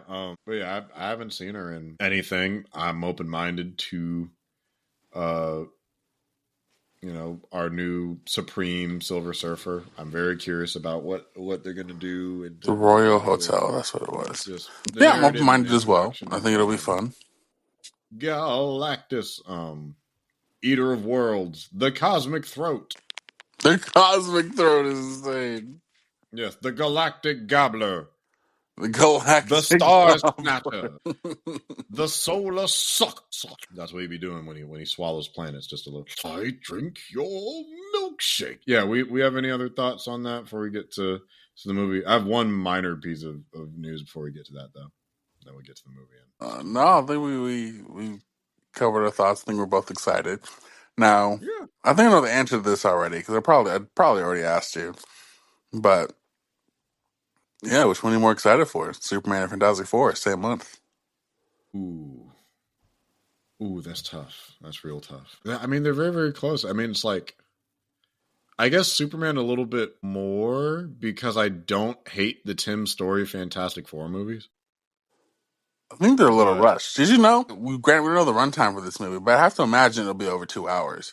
This will be our yeah, first Fantastic Four movie that's longer than an hour and a half. Fan Four Stick was an hour and a half. I think Fantastic is 144, but let me double check. That is so funny. What was Fantastic Fantastic? Fantastic was an hour and 40 minutes. That's crazy. Yeah. Tim Story, Fantastic Four, hour and 46 minutes. It is and 100 minutes. Rise of the Silver Surfer. Where's that? It's an hour 40. Because he did both Fantastic Fours, right? I was today years old when I realized that Tim Story was black. Rise of the Silver Surfer was an hour and 32 minutes. You hear me? Awesome. You hear me? Yes. Okay. Did I cut out for a second? Yeah, you vanished into the ether. Oh shit. Okay, I didn't realize that is what happens. But okay, so the Fantastic Fan Four Stick was an hour and 40 minutes, and Rise of the Silver Surfer was an hour and 30 minutes. And then Fan Four Stick was 100 minutes, which means it was an hour and 40 minutes. Yeah, so we'll have our first Fantastic Four movie that's hopefully longer than 2 hours. That's so funny. I don't know why. The fact that all these movies and they're not, there's sub 2 hours to tell the narrative about 4 characters. Yeah. Like I don't know, not the most extreme or crazy or insane, things to do, but all right, hey, we'll see how it goes. But which one do you hope is longer? Do I hope it's longer? Yeah. Probably Fantastic Four, because it's like I'm always gonna rep Marvel and my love for Marvel, but yeah, but I still hope Superman is great. I think I'm just a little bit more invested because I mean the I don't know, the damage to both of their brands is pretty comparable too. But there's a lot riding on both these movies. There is a lot riding on both these movies, But Fantastic Four had like unabashedly shitty take. The Tim Story movies are at least fun, and they got good heart and spirit, and they get some stuff right. And then Fantastic Four is just like dog doo doo. But then like Superman, we had a decade of Snyder, and that's going to be hard to break. We did. And when I cut out for a second, I realized I said I was today years old when I realized Tim Story was black. Oh yeah, I never knew yeah, that. yeah. He has a intriguing. I think we talked about this because no, we didn't. I was thinking of something else. No, I was thinking of something else. I thought he was directing that fucking sneaker movie that we talked about. Sneaks. Sneaks, bro. Sneaks came and went like a fart in the wind. Yeah, because Sneaks, I think, came out the same day as Sinners. Ooh, bad move. Yeah, that wasn't too smart. Yeah, no. You can't try to release two black movies in the same day. Nope. One for children and then one for everyone else. That was crazy intentions. Tim Story has the weirdest fucking filmography I think I've ever seen of a director. Really? So he did the first Barbershop. Really? I did not know that. He did both Think Like a Man's. He did Ride Along 1 and 2. He did the Shaft reboot. He did the Tom and Jerry movie from 2021. And then The Blackening. He directed The Blackening? Yes. What? The Blackening is actually good. That's kind of insane. The Blackening's great. What the fuck happened, bro? Career is all over the fucking map. Haven't seen anything like that. Wait, he did a movie called Dashing Through the Snow with Lil Rel Howery, Ludacris, and Teyonah Parris. When the fuck did that come out? 2023. It's a Disney movie. Huh. It was on Disney Plus. And then he has another movie coming out this year called The Pickup, starring Eddie Murphy and Pete Davidson for Amazon. Oh. Roman Reigns is in this? What the fuck? Interesting. What the fuck is this cast? The hell? He also directed 3 Kevin Hart stand-ups. Okay.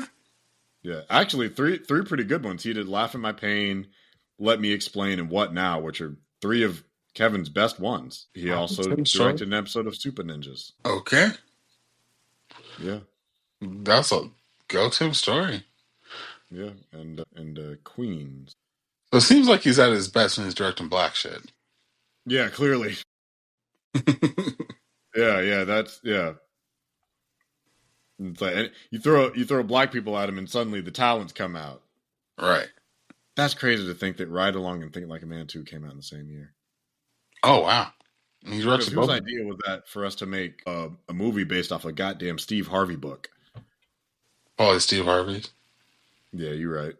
Was he a producer on that? Had to have been.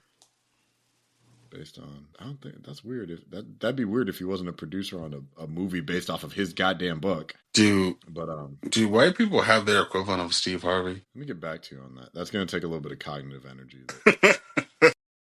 I have to sit with that for a second. Matter of fact, put that on Threads. Who's the white Steve Harvey? That's fine. Yeah. That's staying in the episode, by the way. Hey, that's fine. That's good. Yeah, who's the white? The people may have an answer for that one. Is there an equivalent? Yeah. So one quick minor thing that I remembered as we were talking before we get to the Thunderbolts, Godzilla x Kong's third movie. Guess we're in a trilogy now. Got announced, and it is called Godzilla x Kong Supernova. And we have no idea what the hell that means, but we're all interested. What was the second one called? The New Empire.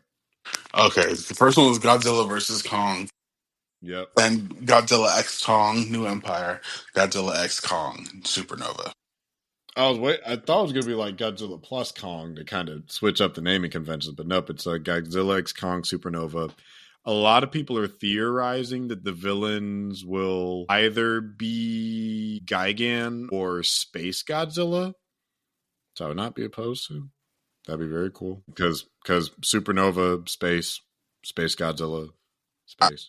I think it's so funny that they abandoned their individual franchises It's just like, we're just gonna keep doing this. I mean, that'd be funny as fuck.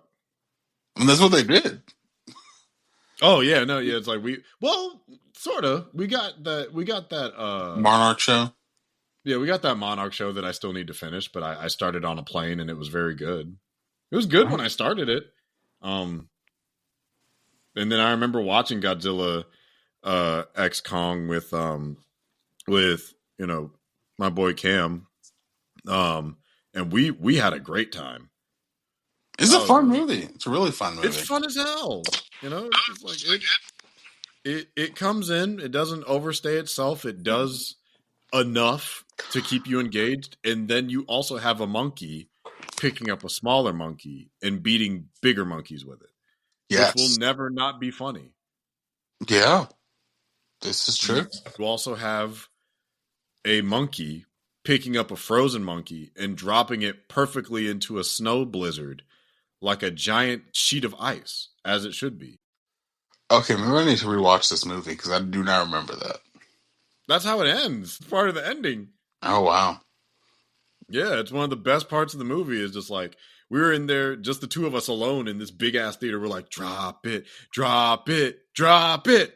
He dropped it. It was glorious. That's awesome. Godzilla went in there and turned that sea dragon into a balloon knot and went to sleep in its own house, which is some big fuck shit. Like, how are you going to come to my house, beat my ass, and then sleep on my couch like you do shit? Like you pay bills. Like you pay bills, which is some of the funniest shit. Godzilla walks through France and the military starts to assemble nuclear weapons. Ah, yes. Shoot the nuclear weapons at the radioactive lizard. Surely this will do nothing more than piss him off. That'll get him. That it's because it's like, oh no, Godzilla's walking through the country. What do we do? Bitch, nothing. Rebuild. That's what you do. Let him mind your fucking business is what you do. Stop being stupid. You didn't see what he did to that giant spider before turning the fucking Roman Colosseum into a napping spot? Right. Like you leave his big ass alone. Clearly he has something to do. You're just the shortest way to get there. You just view him as a natural disaster and let that be that. You pick up the pieces because you ain't doing shit to stop him. It's like watching a dog walk through a house of Legos. You just got to start picking the shit up behind him afterwards. Let him get his energy out. And then while he's asleep, go start trying to put shit back together somewhere else. But that was the only real dumb part of the movie where they're just like, oh no, Godzilla is coming through the country. What do we do? It's like, not a goddamn thing. Let him walk his ass through into the water and then figure out what you're going to do from there. But wait till he gets away, We can shoot the nukes at him. We have the atomic bombs ready. Yeah, the monster that eats atomic radiation. Let's send the atomic bombs at him. That's smart. Sure. No way this could backfire badly on the rest of our citizens that are not made of nuclear energy. But, yeah, so anyways, we got Supernova coming out, I believe, in 2027. So it's a ways out. Yeah, 2027. Directed by Grant Sputore, the director of I Am Mother, which I've never seen. I think I did see that one. I vaguely remember it. I remember liking it. Okay. Yeah, it's like a sci-fi movie. Yeah, with Rose Byrne and Hilary Swank. Mm-hmm. Yep. Yeah, I'm definitely wondering how he got that one, but anyways, you want to talk about the Thunderbolts? Please. I think we haven't spoken at all about it. Or not really. I don't think we have. I think we briefly talked about it in the group chat, and that was it. God damn, this is the 36th film in the MCU. Jesus.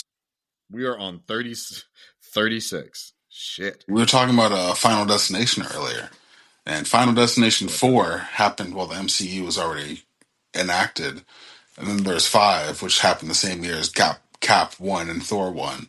And they had a big 14-year gap, and we're still in the same universe. That's fucking crazy. Yeah. Right?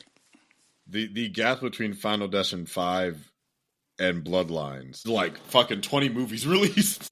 Yeah, in the same continuity for the most part. Yeah, that's nuts. Yeah, full spoilers, full steam ahead. I This movie was way better than I thought it was going to be. I didn't think it was going to be bad. I wasn't expecting it to be basically Black Widow 2. No. Mm-mm. That was a great Trojan horse they did. They really pulled the wool over our eye. I am slightly annoyed that my prediction was wrong and that they were not the secret Avengers. They are the new Avengers. Which fuck you. They're a type of Avengers. Yeah. Yeah, we got that part right. Because I was thinking the whole time about our conversation way back about like, oh, what could the asterisk mean? Well, it's like, well, it can't be Dark Avengers. Why would they call themselves Dark? And blah blah blah blah. Blah. Everything else we said, I'm like, oh, they'll be the secret Avengers, and they'll be like a government operation. No, they're the new Avengers in front of everybody's goddamn eyeballs.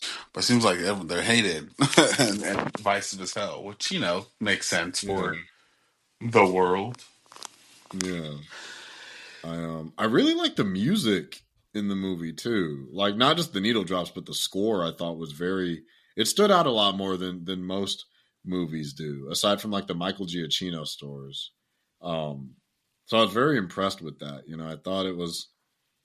I don't know. Everything pretty much worked for me. The way that the knife throwing sequence was really good. I think overall the action sequences were good. Taskmaster getting clapped was low key very funny because it was so sudden. I'm like, oh, I thought you'd at least make it to the halfway mark. I didn't think you'd go out like this right here.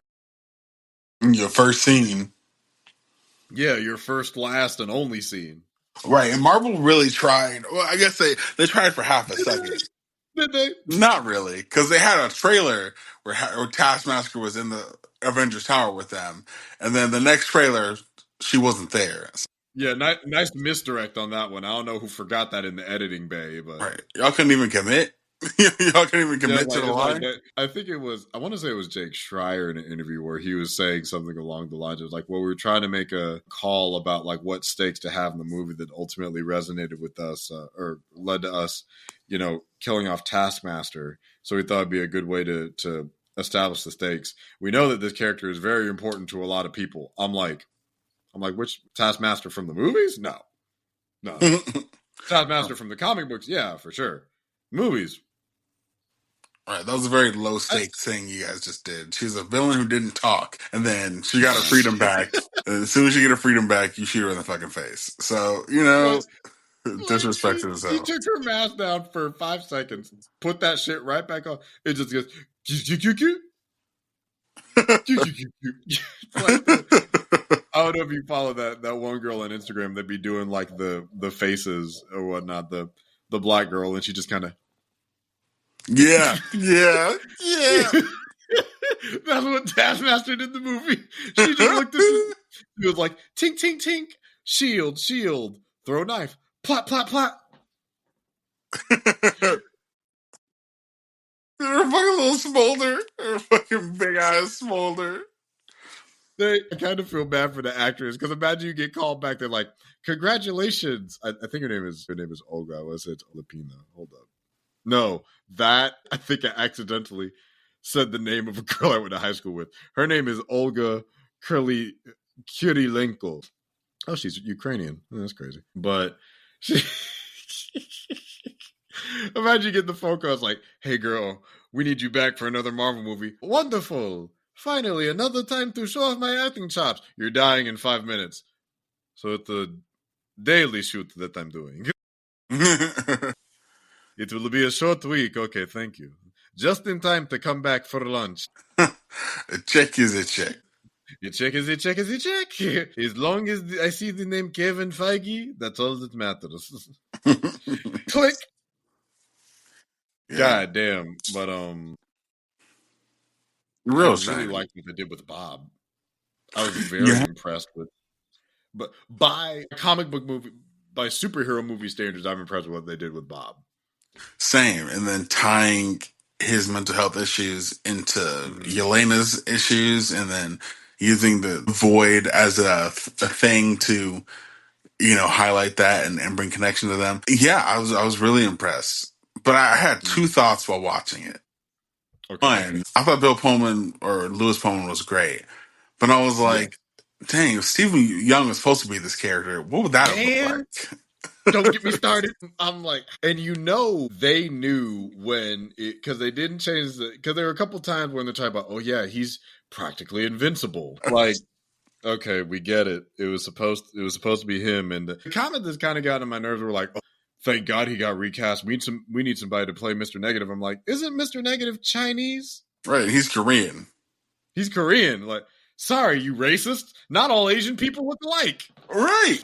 Like, it's like, unfortunately, my friend, Asian people can play their own cultures these days. I would have bent over backwards to see, especially knowing how good he can be, especially with something like Beef. Seeing him do Sentry and Void would have been. I hope he gets another chance to be like a big named character. Make him fucking Anti-Man or some shit. Yeah. When you eventually do Blue Marvel. I don't know. I wanna see him get his chance. Yeah. I hope he does get another chance. Another thing that's been bothering me that I've heard no one else talk about when talking about this movie. So it's Sentry, it's Bob, and the Void, right? Yeah. Nigga, isn't the Void what the shit was called in Loki? Wait. So we got two things in the fucking MCU called the Void? Hey, look, listen. There's Michael Jordan and there's Michael B. Jordan. There's the Void and the Bob Void. I was like, are those two things connected? They're supposed to be. Clearly, they're not connected. No. The Bob Void is just what happens when you don't take your Wellbutrin. I was explaining loosely it's called the Void, the end of time. Damn. What an unfortunate coincidence. Hey, look, sometimes things share the same name. Y'all didn't think that was there's 11 different Spider-Men swinging around. 11 different Spider-Men swinging around. 11 different Spider-Men swinging around. Well, hold on, because there's also a Void in the quantum realm. Was there in Quantumania? Was there a Void? I'm looking at it now on the MCU wiki. It's in all 3 Ant-Man movies. The Void? Wait, for real? Yeah, there's a whole page dedicated to it. Hold up. I'll post it in the chat. So there's technically 3 Voids in the MCU. I don't remember them mentioning a Void in the end. Because you didn't remember Ant-Man. I mean, that's fair. You're not wrong. Whisper backstage. Nothing is said yet. Messages are clear after each session. Okay, you can't see it while the chat's going. I can't open it for some reason. It won't let you open it? Yeah, I guess not. It's weird. God damn it. Okay, hold up. I'll send it to you on Instagram. Yeah. So there's 3 Voids. We got the Void at the end of time, we got the Void at the end of the quantum realm, and we got the Bob Void. Damn, that's kind of crazy. The Void. I'm like, okay, we need to diversify our names, y'all. Like, and we got Loki. We got fucking Loki and Bob in the same movie. Which, like, I'll give Bob a pass because that's actually the character's name, like from the comics. True. Those other Voids they made up. True.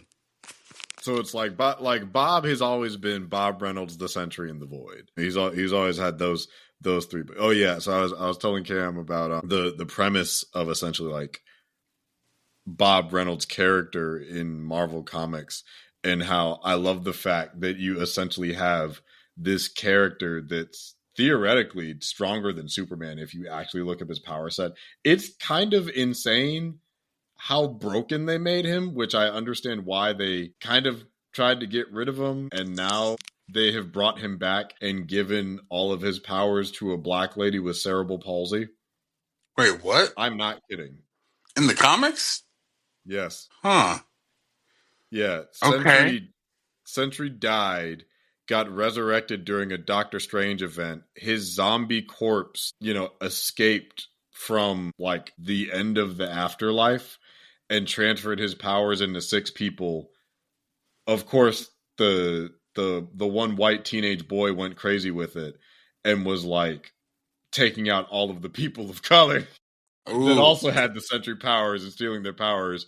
And so the one woman with cerebral palsy spasms was the one who managed to overpower him and defeat him.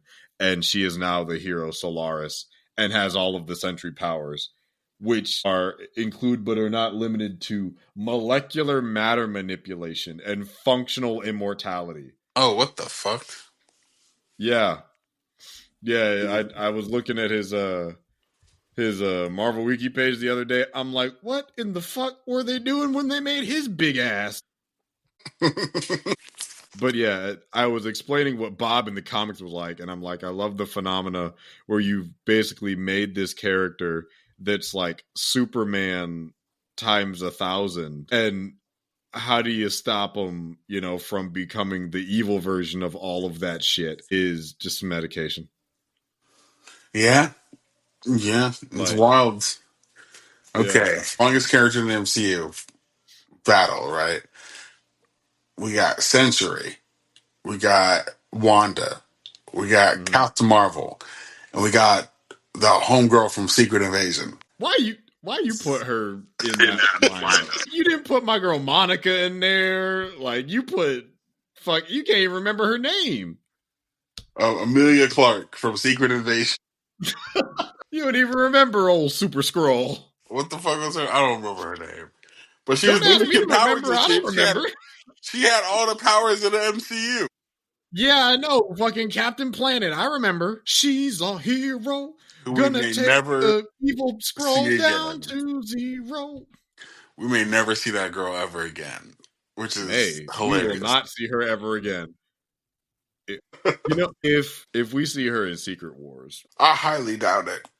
I don't know what I would do, honestly. I wouldn't be mad. I would earnestly be shocked. So the thing is about Monica Rambeau, we haven't seen her the extent of her power set, so we don't know what she's capable of. Hey man, we saw her go Super Saiyan once. You remember that WandaVision? Okay, the Marvels. Did she go Super Saiyan in the Marvels? Remember? Because she had that very poor green screen behind her. Was that when she ripped through reality? Yes, right before she ripped through reality. Yeah. What is her power set? Now, let's see.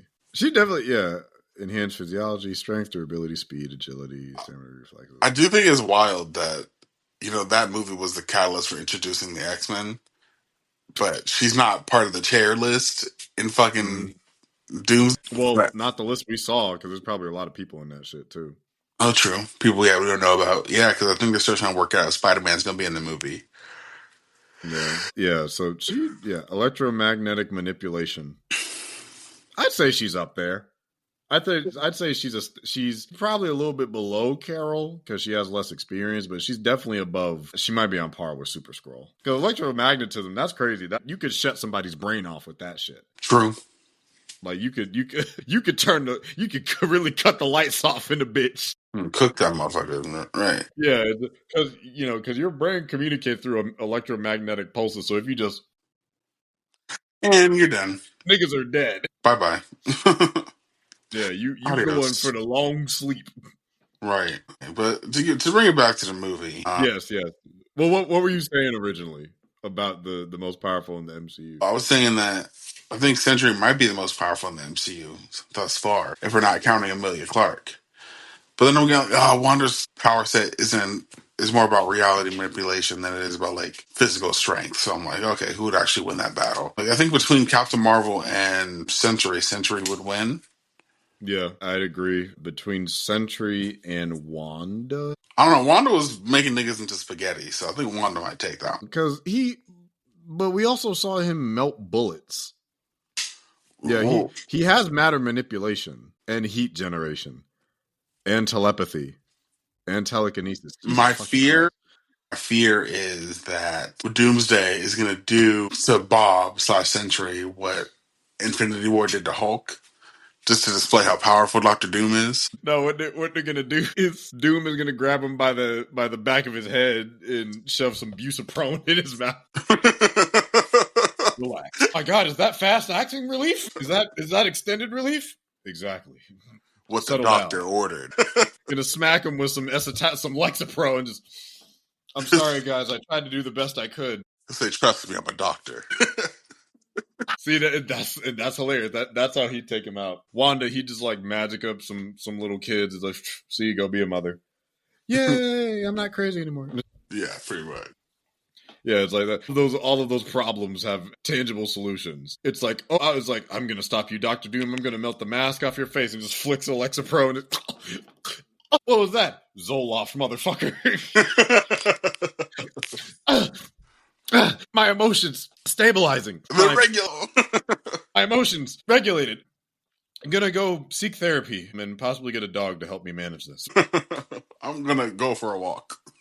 Yeah, it's like, I'm gonna go exercise and get 8 hours of sleep and eat a healthy meal and feel supported and loved by my friends. He's gonna give him a hug and say, it's like, hey man, it's not your fault. He's like, wait, what? It's not your fault, man. It's okay. What happened to you is not your fault. Your dad's a bad guy, but you have friends now that love and care about you. You don't have to do this anymore. He's gonna see him power down, the suit where it melts off and everything.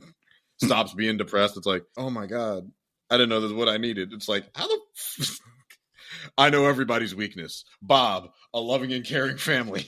The ability to have his emotions respected and empathized with. No, group therapy. My one weakness. My emotions being validated. No, my toxic masculinity. I mean, that's what happens in the movie. The Void gets stopped by the power of friendship, and it makes sense. Yeah, no, literally. Yeah, I think I like the movie, but I don't love the movie like everybody else does. I think it's miles better than Captain America 4 because actually cares about his character. Okay, we never technically talked about Cap 4. You would give your thoughts on Cap 4 Oh because I my had to God. wait.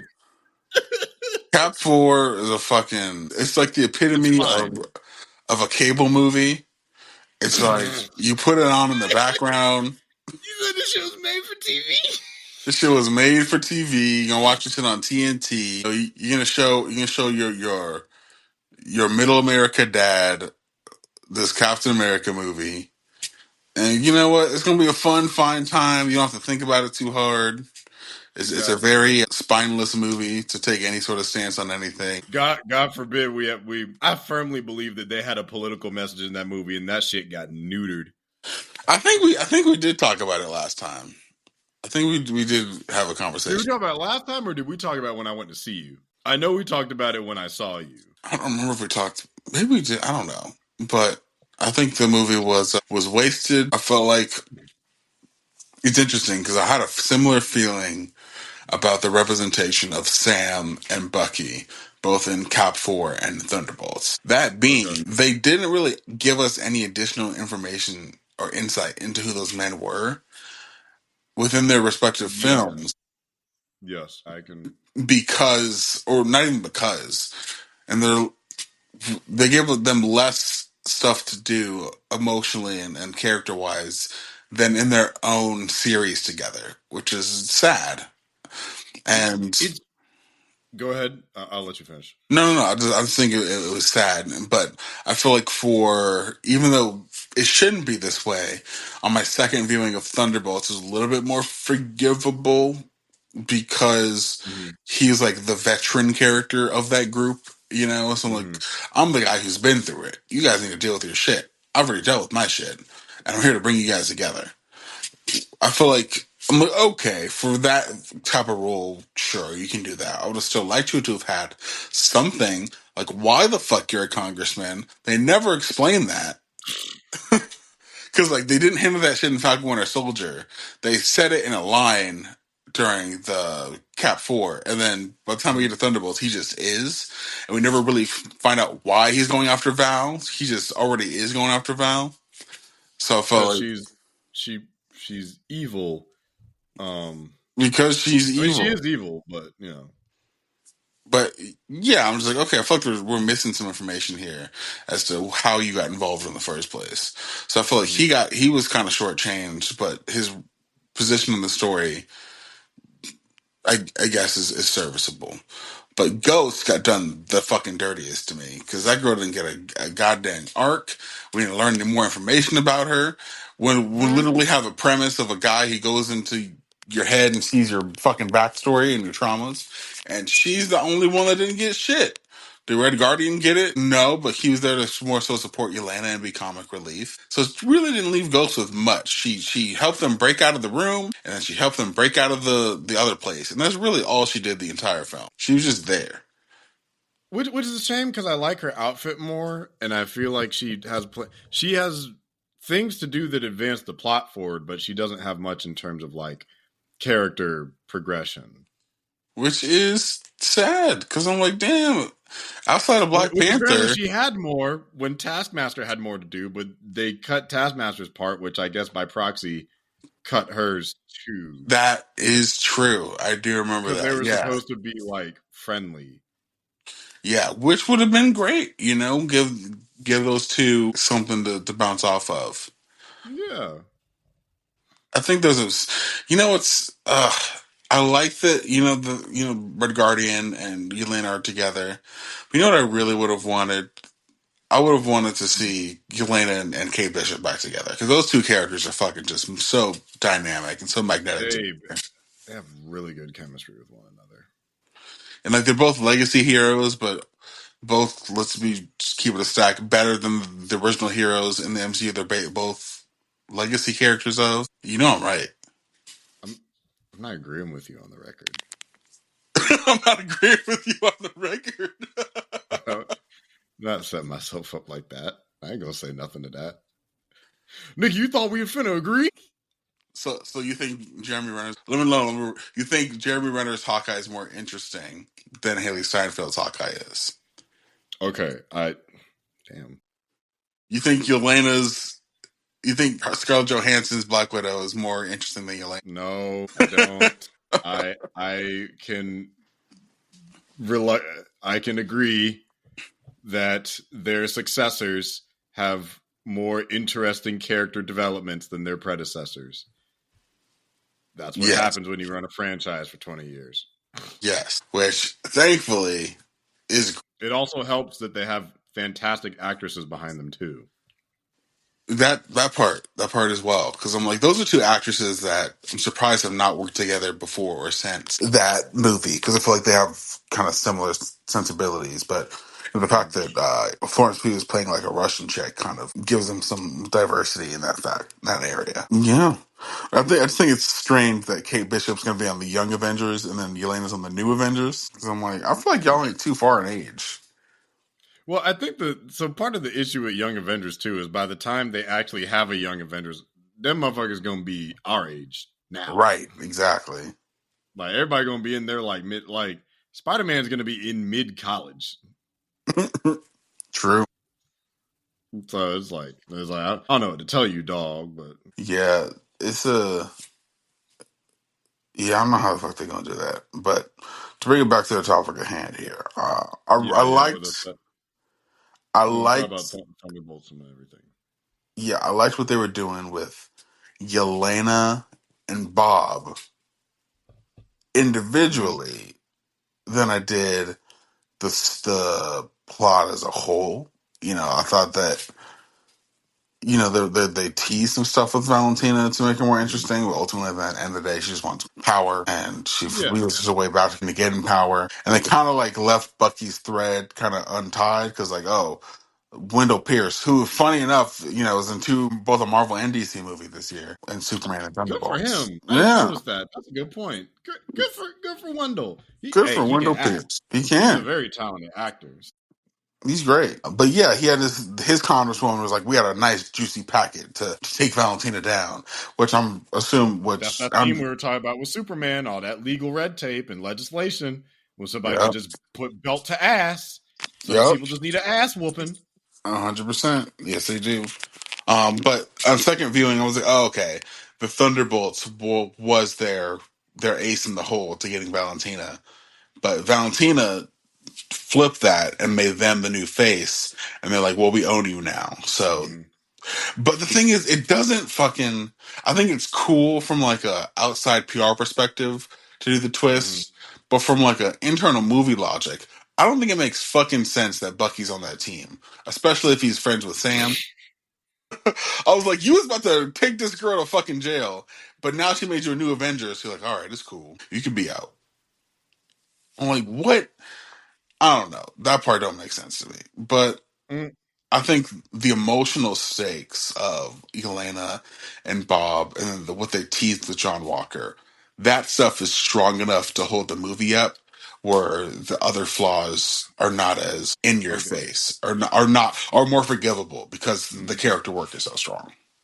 Speaking of John Walker, have you noticed that a lot of people are being weirdly like I think it's weird because John's a fucking loser and he's Yeah. always been a goddamn loser. And the Yeah. fact that people are like, "Oh, I really like felt for John." I'm like, I didn't feel shit for that man. He's an asshole. Like, is it bad that, it's like his wife took their baby and left? Yeah, but you were neglecting your child and arguing with your wife to watch TikTok edits. It wasn't actually TikTok edits, but TikTok edits makes it sound funnier.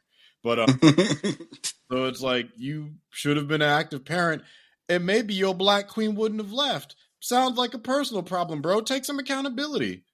Oh well. Yeah. And it was just more so Like, acknowledged than resolved. yeah, it's like And sounds like a skill issue, dog. It's like yeah. sorry, you can't keep a bitch. That's your problem, not mine.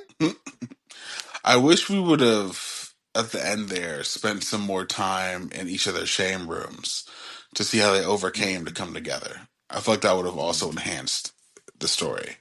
But by that point, we were already, 2 hours in. And I feel like the movie just kind of, how do I say this? It more so ended than it did conclude. Yeah, because I think the ultimate like there is a plot, but its scale escalates. Okay, did your theater also laugh when that one little girl was saved and then immediately reduced to ashes? No, my theater did not laugh. They were like, oh, fuck. We had a mix. It was like it was that laugh of oh fuck, but it was so sudden where it's like good job. He said little girl. Boom. We're like okay, well shit. So I think that's what it is the plot is kind of small where it's just like, okay, these people are trying to like save themselves and get under this government overreach and try to figure out how to navigate this conspiracy. It's relatively small. And then Bob turns into the void. Like his depression gets the better of him. Yeah. And he becomes the void and starts turning people into ash shadows and darkening the fuck out of New York City. And then the stakes rapidly escalate Oh, to yeah, like immediately. astronomical levels. And it's like, well, this isn't a government conspiracy anymore. We have to fight our trauma. Whoops. Whoopsie. So I think it's like that's why it doesn't have a conclusion and it ends is because the conclusion is basically, well, now that we've all fought our internal demons, what do we do with the politician who by nature of the circumstance of basically trying to trick us has kind of trapped herself in a situation. So yeah, that's where we are. It's Yeah. kind of like somebody telling you a story. It's like, anyways, like, you won't believe this. Then you hear the story. It's like, then it gets really crazy. It's like, yep. And now I'm here. And Hmm. that's where the movie is. It's like, damn, that was really crazy. It's like, that got real crazy at the end. You were on the run from the government. You know, that motherfucker had a mental health breakdown, used the power of friendship and brought him back. And now you got a little crew of Power Rangers with you. So that's, I guess it all worked out. That's how it is. It's like, yeah, it's safe to say, but everything worked out. The government's paying for our new outfits.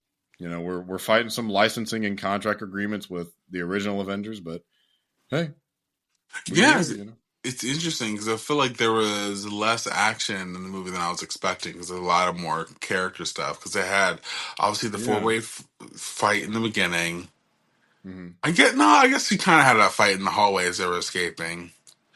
And then they have the mini fight when they get to Avengers Tower, and then they have the fight with Sentry, and that's it. Let's put fight in quotes for the one with Century because A proper ass whooping or yeah, a play that date, was a full blown walloping. That was a that was an attempt, right? a very poor attempt. Like Bucky putting everything he had into those swings. I'm He like, tried. and you were like the last in line. What what were your fists supposed to do? What did you think was gonna happen? This man is flying and has a cape. Did you think you were gonna punch your way out of this one, Bucky? Like, he just removed... He threw Red Guardian out the window, brought him back in while staying in the same spot, and then threw him against a wall. The Widow Bites did jack fucking shit. Like, why did you think Kung Fu Action Grip would be the thing to stop him? Like, it's like, well, I know he's beat everyone else ass, but I have this cool robot arm, and he ain't met me. Like, my brother in Christ, I don't know what you were trying to do, but it definitely didn't slow his ass down one bit. Like, everybody is, you know how there's like those memes where it's just like, oh, I come back, I'm about to fuck up everybody in this bitch. That is a moment where you see the motherfucker flying with slick back hair and laser eyes. You have to, in that moment, decide, am I one of the motherfuckers in this bitch? Am I in this bitch right now? Is it because I can be out of this bitch very swiftly. I could be gone quick, fast, and in a hurry. I can go back down the elevator. You know, it's like I could take the steps. I don't care if we're on floor 120 of Avengers Tower. I can take the steps. I'll figure it out from here. Because it's just like he came down them steps saying, it's like, hey, surrender, bro. I'll beat everybody in this bitch, and everybody in this bitch got beat. Like, yeah, that was. He said what he was going to do. And then Valentina being fuck stupid. It's like, oh, give me the kill switch. He's choking me out. And then she does it and he shuts down and then wakes up and is like, you know, I didn't like that. All those years of math, I don't like when women yell at me. Not a fan of that. So, yeah, it's like she tried to coddle him and everything and be like him. It's like, hey, Bob, I know you like that name. Well, we wanted to make you a superhero, so here we go. We got you a nice suit and put some Crisco in your hair and slicked it back real nice. So tried to give him the once over with the mommy vibes, and he wasn't falling for it. It's like, I know a trick when I see one. I like how when he came back from the void, it turned his hair back brown. Yes, he didn't dye it. You're like, you know what? We'll give him a pass. Yeah, Bob's hair is brown. Sentry is blonde like a Super Saiyan, and the Void is just black.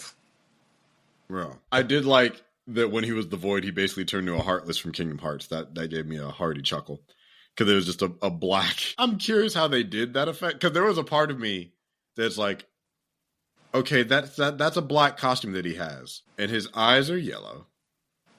You didn't paint his skin, did you? You're like, that was a thought that crossed my mind. I'm like, how much of this is just digital CG over the original Sentry suit? How much of this is the actual costume?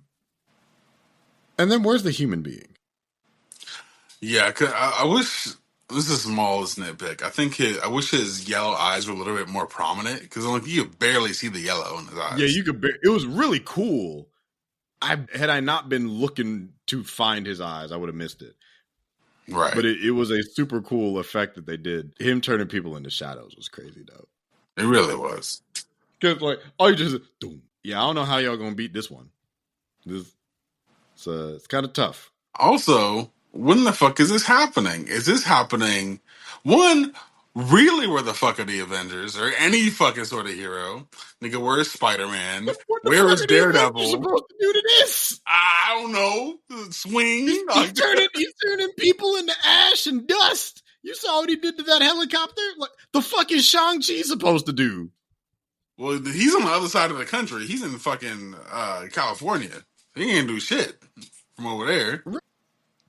You know, I was wondering, I was like, okay, when the fuck is this in relation to Daredevil? Did the events of Daredevil already happen? That's what I'm wondering too.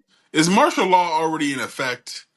Are we just saying this is in the MCU without really committing to what that means? I mean, it's definitely going to be a unique discussion topic. Yeah, I guess in the future we'll have to talk about Born Again because we just don't have time today. But can you imagine Daredevil just like goes back to initially turning blind and has to play that shit on loop?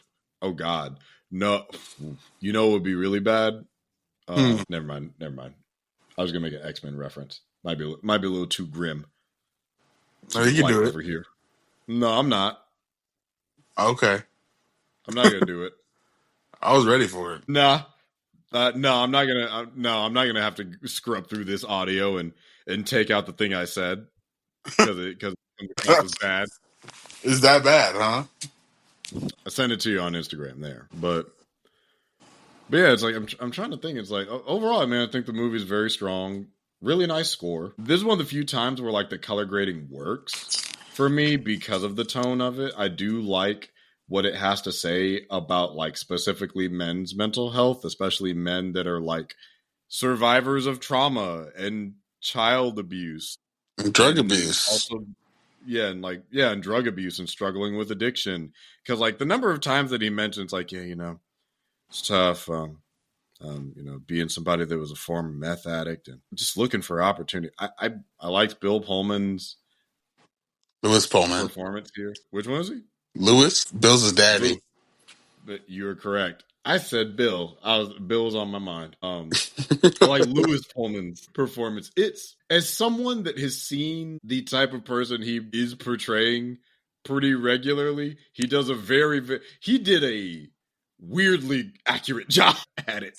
Like it's like his performance probably impressed me the most because I think a lot of people might just think he's like tired and sleepy and lazy. It's like, nah, there's a particular type of like depressed, nonchalant, not wanting to be a burden type of guy that has a particular cadence to it. And it's kind of hard to describe if you haven't seen it. But it's like he's engaged but doesn't want to be like perceived. Like he has Yeah. his struggles but doesn't want to inconvenience others. Not a lot of ego, not a super high self-esteem. It's like you remember Broly when he was like passive in the old Dragon Ball Z movies where he was very like soft-spoken, but underneath him was like this insane bubbling energy and rage. It's kind of like Yeah. that.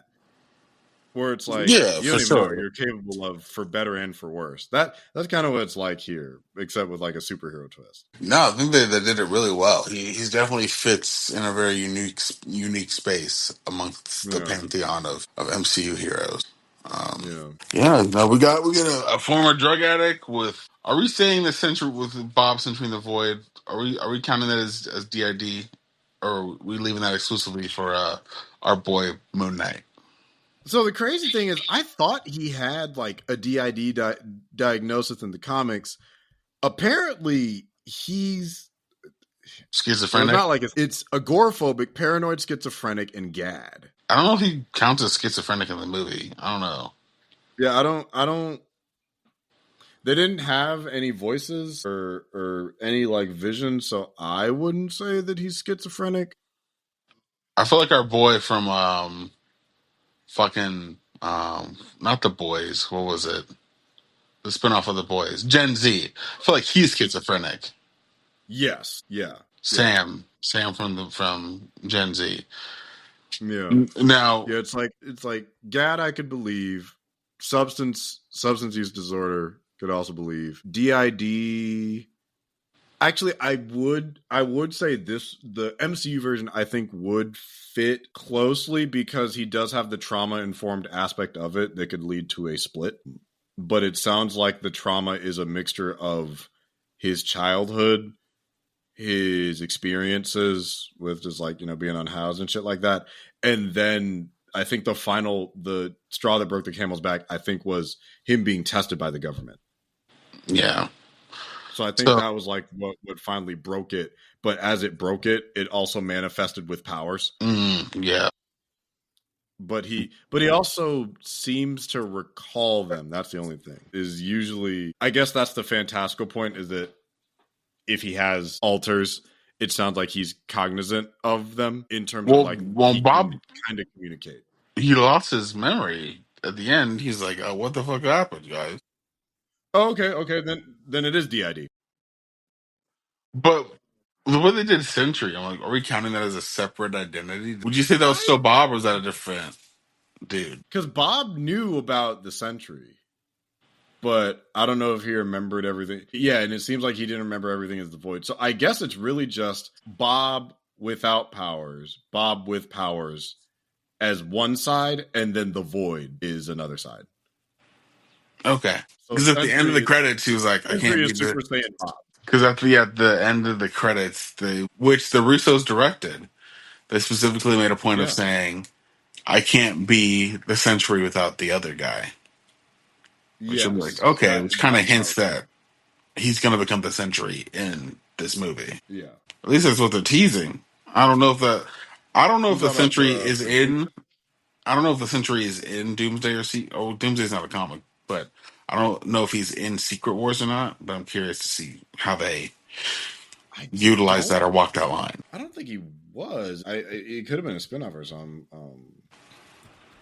But I don't think I know he didn't play any. Let's see. He was on one of the battle worlds, but he wasn't. I don't think he was in the main show. Yeah, yeah. He was. I think there was a sentry. I think on one of the battle worlds, but he. I don't think he had a main role in the main Secret Wars, which is fine because he would have fucked that whole storyline up because his powers are very broken. Right? No, they are.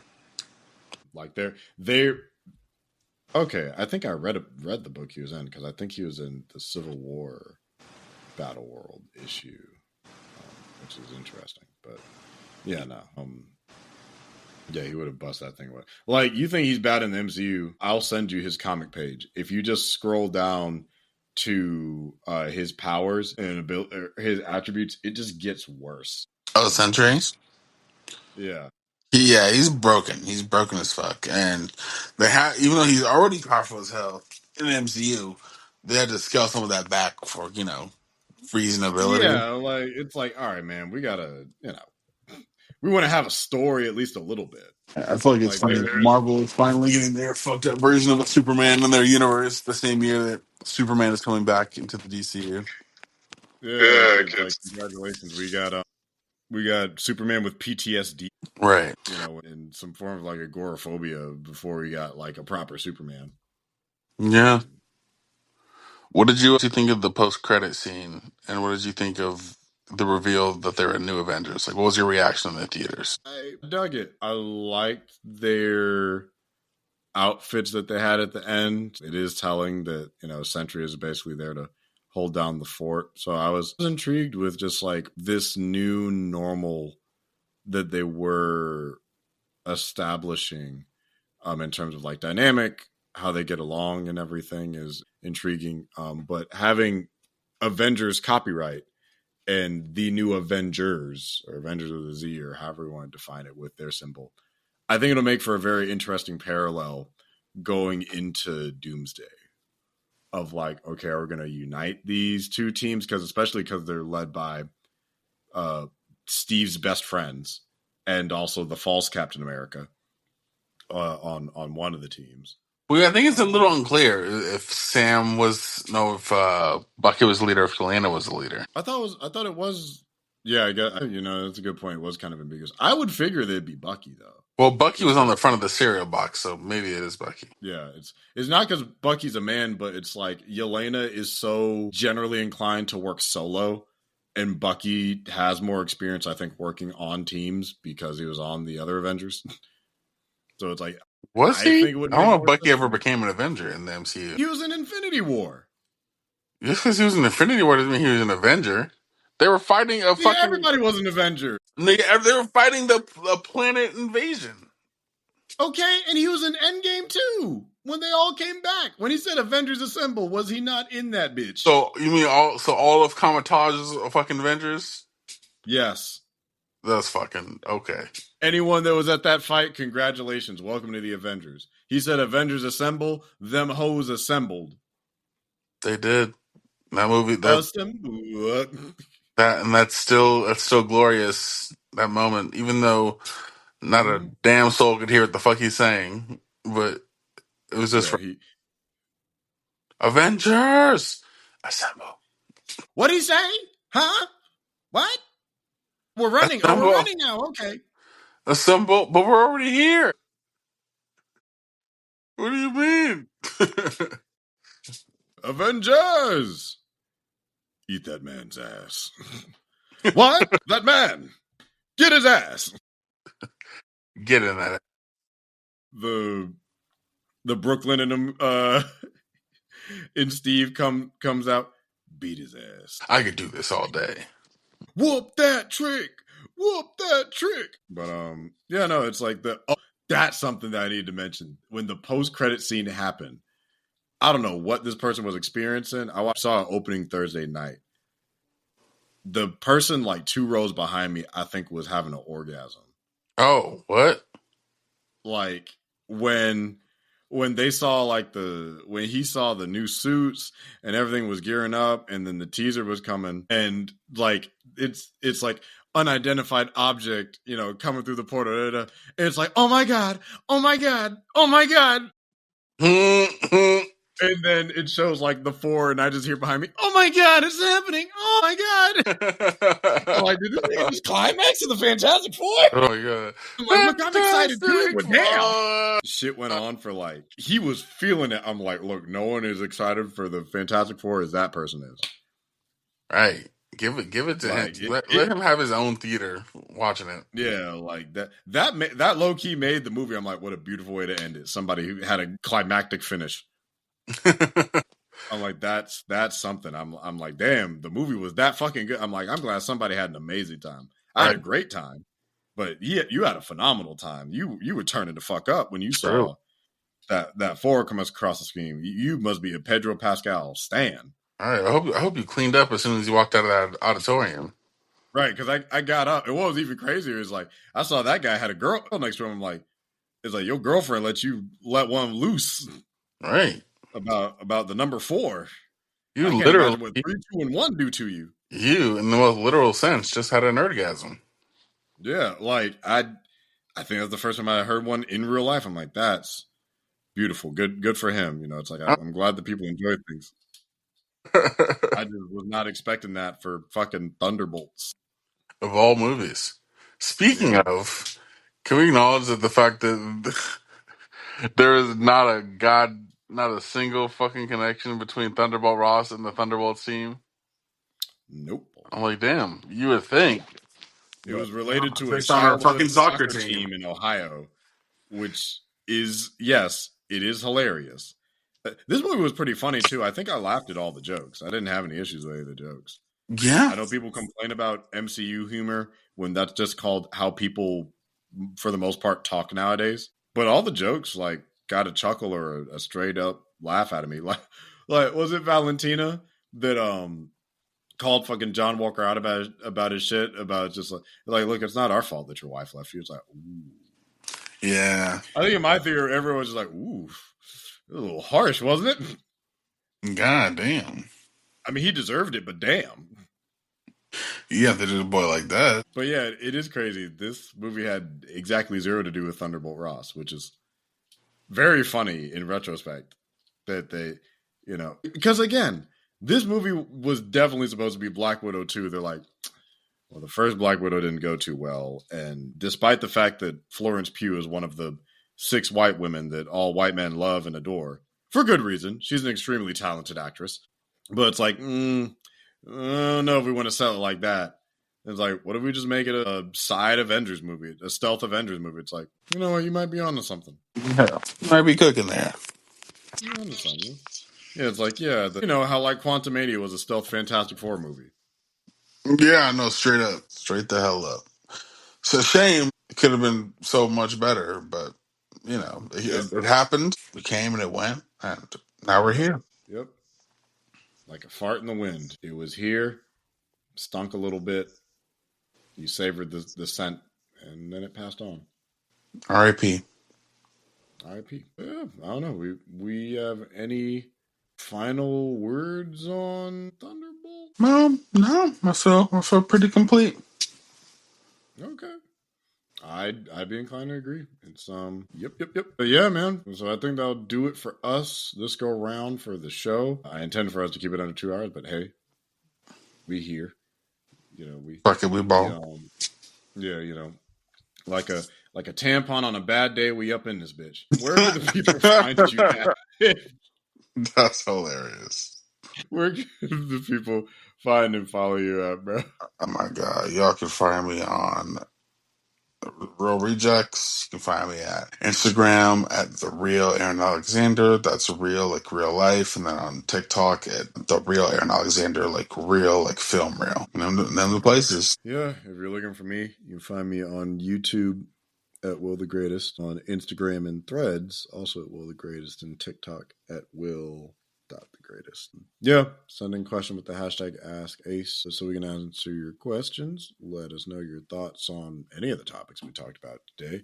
We will catch y'all in the next one, which probably next month, something like that. We can talk about Daredevil at some point. See y'all next time.